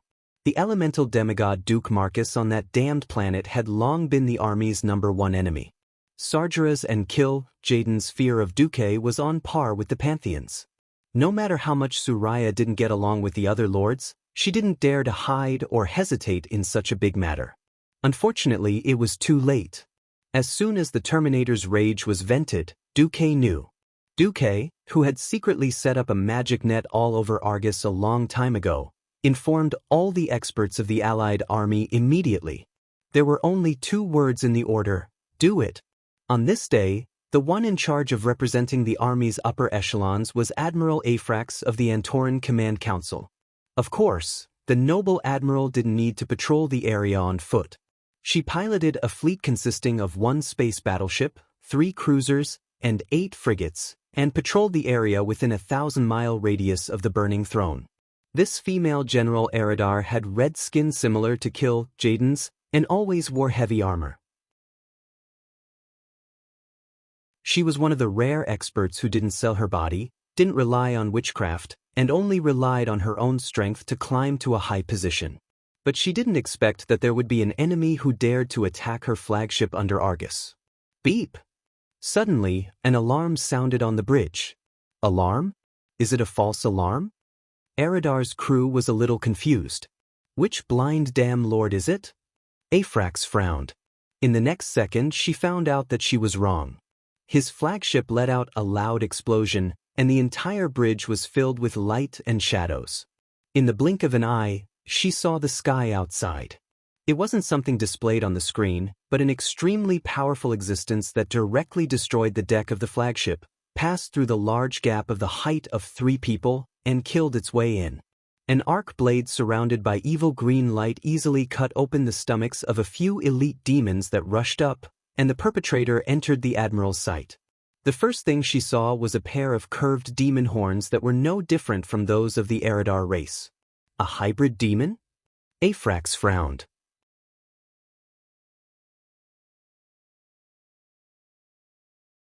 Chapter 2057. She suddenly understood why she couldn't find the enemy. These self-proclaimed demon hunters had injected the flesh and souls of demons into their bodies. After suppressing the souls of the demons, they used the power of the demons to attack the Burning Legion. However, the Legion lacked effective detection methods. Unlike those who played with the holy light, those guys were as obvious as lighthouses in the dark in the eyes of the demons. These half-demons, on the other hand, were no different from ordinary weak demons in terms of smell and other senses. But after seeing who it was, Svrax suddenly stood up and gritted her teeth. Illidan's storm rage? You traitor, how dare you? That's right, it was the great traitor Illidan who had betrayed her twice. Traitor! Under the blindfold, Illidan's big mouth grinned, and the sharp shark teeth in his mouth looked extremely ferocious. Sorry, from 10,000 years ago, I pretended to join Sargeras in order to destroy the Burning Legion. I have never betrayed my people. At this time, a pleasant female voice came from outside the broken hole. Got it. Got it. Hurry up and get to work. Yes, Tyrant. Only Tyrant could order Illidan around. With Tyrant's order, Illidan suddenly pounced on her like a ferocious beast staring at its prey. "Don't look down on me." Admiral Svrax shouted angrily and went up to meet him without any fear. However, the thought was beautiful, but the reality was harsh. The Admiral, who could summon the wind and rain in Argus, immediately realized that there was a clear gap between her and her opponent. The most important thing was Illidan's mana burn. This move was simply shameless. By activating all the evil energy in the surroundings and using a curse to directly hit the opponent's magic circuit, it would produce an explosive effect. High-level Pharaoh definitely had more than one magic circuit. The specific amount of damage would depend on which part of the magic circuit was hit by the curse. It didn't matter if it caused the opponent's magic backlash. The key was that the entire magic circuit, and even the other circuits that were connected to the circuit, would lose all the magic inside. Without magic, this fierce female general of Eridar was just AF** King Foot Soldier. When it came to close combat, Illidan had extremely rich experience. Moreover, the attack speed bonus provided by Azanatha's dual blades was unparalleled in the world. A round of slashes from the blades would leave countless wounds on Svrax's body. From the looks of it, she had actually turned into a terrifying bloody person in just a few moves. If she were still in the Antoran Command Council, her two partners would definitely save her. Unfortunately, both of them were not here. Ishka, the chief engineer, was in the Burning Throne. Meanwhile, General Elidus was on another warship, patrolling in another direction. He was at least 500 kilometers away from her. In fact, General Elidus did not have the spare time to save her because he had also encountered a rare and powerful enemy. "Who are you? Do you know that you are provoking the mighty Burning Legion?" Faced with the 3 female elves who had charged into his flagship and were approaching him aggressively from the bridge, General Elidus was on the verge of collapse. Where did these 3 ferocious girls come from? A moment ago, he was still happily watching his Eridar dancers sing and dance in front of him. The next second, the entire bridge was swept away by the violent lightning and wind elemental power. Before he could even react, his chest had already been pierced by an arrow that contained extremely high lightning energy. Not dying on the spot was already due to his high constitution. Ordinary Void Lords would have already knelt down. "Provoke? Ha!" The female elven demigod who was the leader let out a light laugh. "My man once killed a clone of Sargeras. He enjoyed the glory of a god-slayer. I will reluctantly list Argus the Silent Destroyer as my prey. As for you..." She did not continue speaking. Her sisters had already raised their divine longbows and gave the final blow to this Eridar general. Not only the 2 Eridar generals, but also Sargeras' 2 pet dogs. They followed in their footsteps and died in the ambush. They were originally very strong, like the 3 heads of the Antoran Parliament. They had a series of special combination skills such as life sharing. Under normal circumstances, if they attacked the Burning Throne, they would be forced to fight them on their home ground. They would have to face the entropy mines all over the ground, which was extremely annoying. Duque had lured the enemy and feigned an attack, causing the army to foolishly let the 3 heads of the Antoran Parliament split up. Not only did they move alone, they even split up the 2 dogs. This gave the allied army a chance to defeat them one by one. Duque did not think about such a small matter as whether the heroes of the allied army could complete the mission. If they could not even deal with the enemies that they had split up, then they would not be heroes. In the past, Duque would be very happy if he could get rid of the opposing boss in advance. When one's strength and status were high, there were some things that he did not care about. From the beginning to the end, Duque's gaze was locked on the last 2 titans in the Antorus Burning Throne. Other than the 2 of them, there were no other bosses worthy of Duque's attention. Getting rid of the 2nd and 3rd bosses in the Burning Throne in advance was just a small appetizer. When Duque said, "attack," it included the order to serve the main course. The sky here was too disgusting, and it was full of hatred. The chaotic evil energy created violent turbulence, and no flying creature could fly in such a sky. When Prince Thunderin occupied the Nether River, where the burning throne was, everything was possible. Originally, the entire area by the Nether River was filled with burning Legion soldiers because of the martial law. It was not enough to describe the tight security. Whether it was sneaking in or attacking, it would be very difficult. Duque changed his train of thought. Woo, woo. Accompanied by a strange sound, all the demons by the Nether River saw a huge meteorite fall from the sky. At this time, no demon thought that it was a real meteorite. What the hell? Which idiot drove a spaceship here? Who cares? An idiot who doesn't know the rules. His soul will naturally fall into the hands of those goddamn matriarchs, and then there will be a good show to watch. The demons were still talking about it at first. Later, everyone realized that something was wrong. This was a real meteorite, not some descending spaceship. And this meteorite was too huge. What was even more unbelievable was that when the meteorite rushed into the atmosphere of Argus, it did not burn up due to the high-speed fall. It felt like it did not even take much effort to break through the atmosphere. Normally, this would be impossible. You're tuning in to the Wang Lin's Journey YouTube channel. Don't forget to subscribe and join us on this journey to catch the most captivating stories.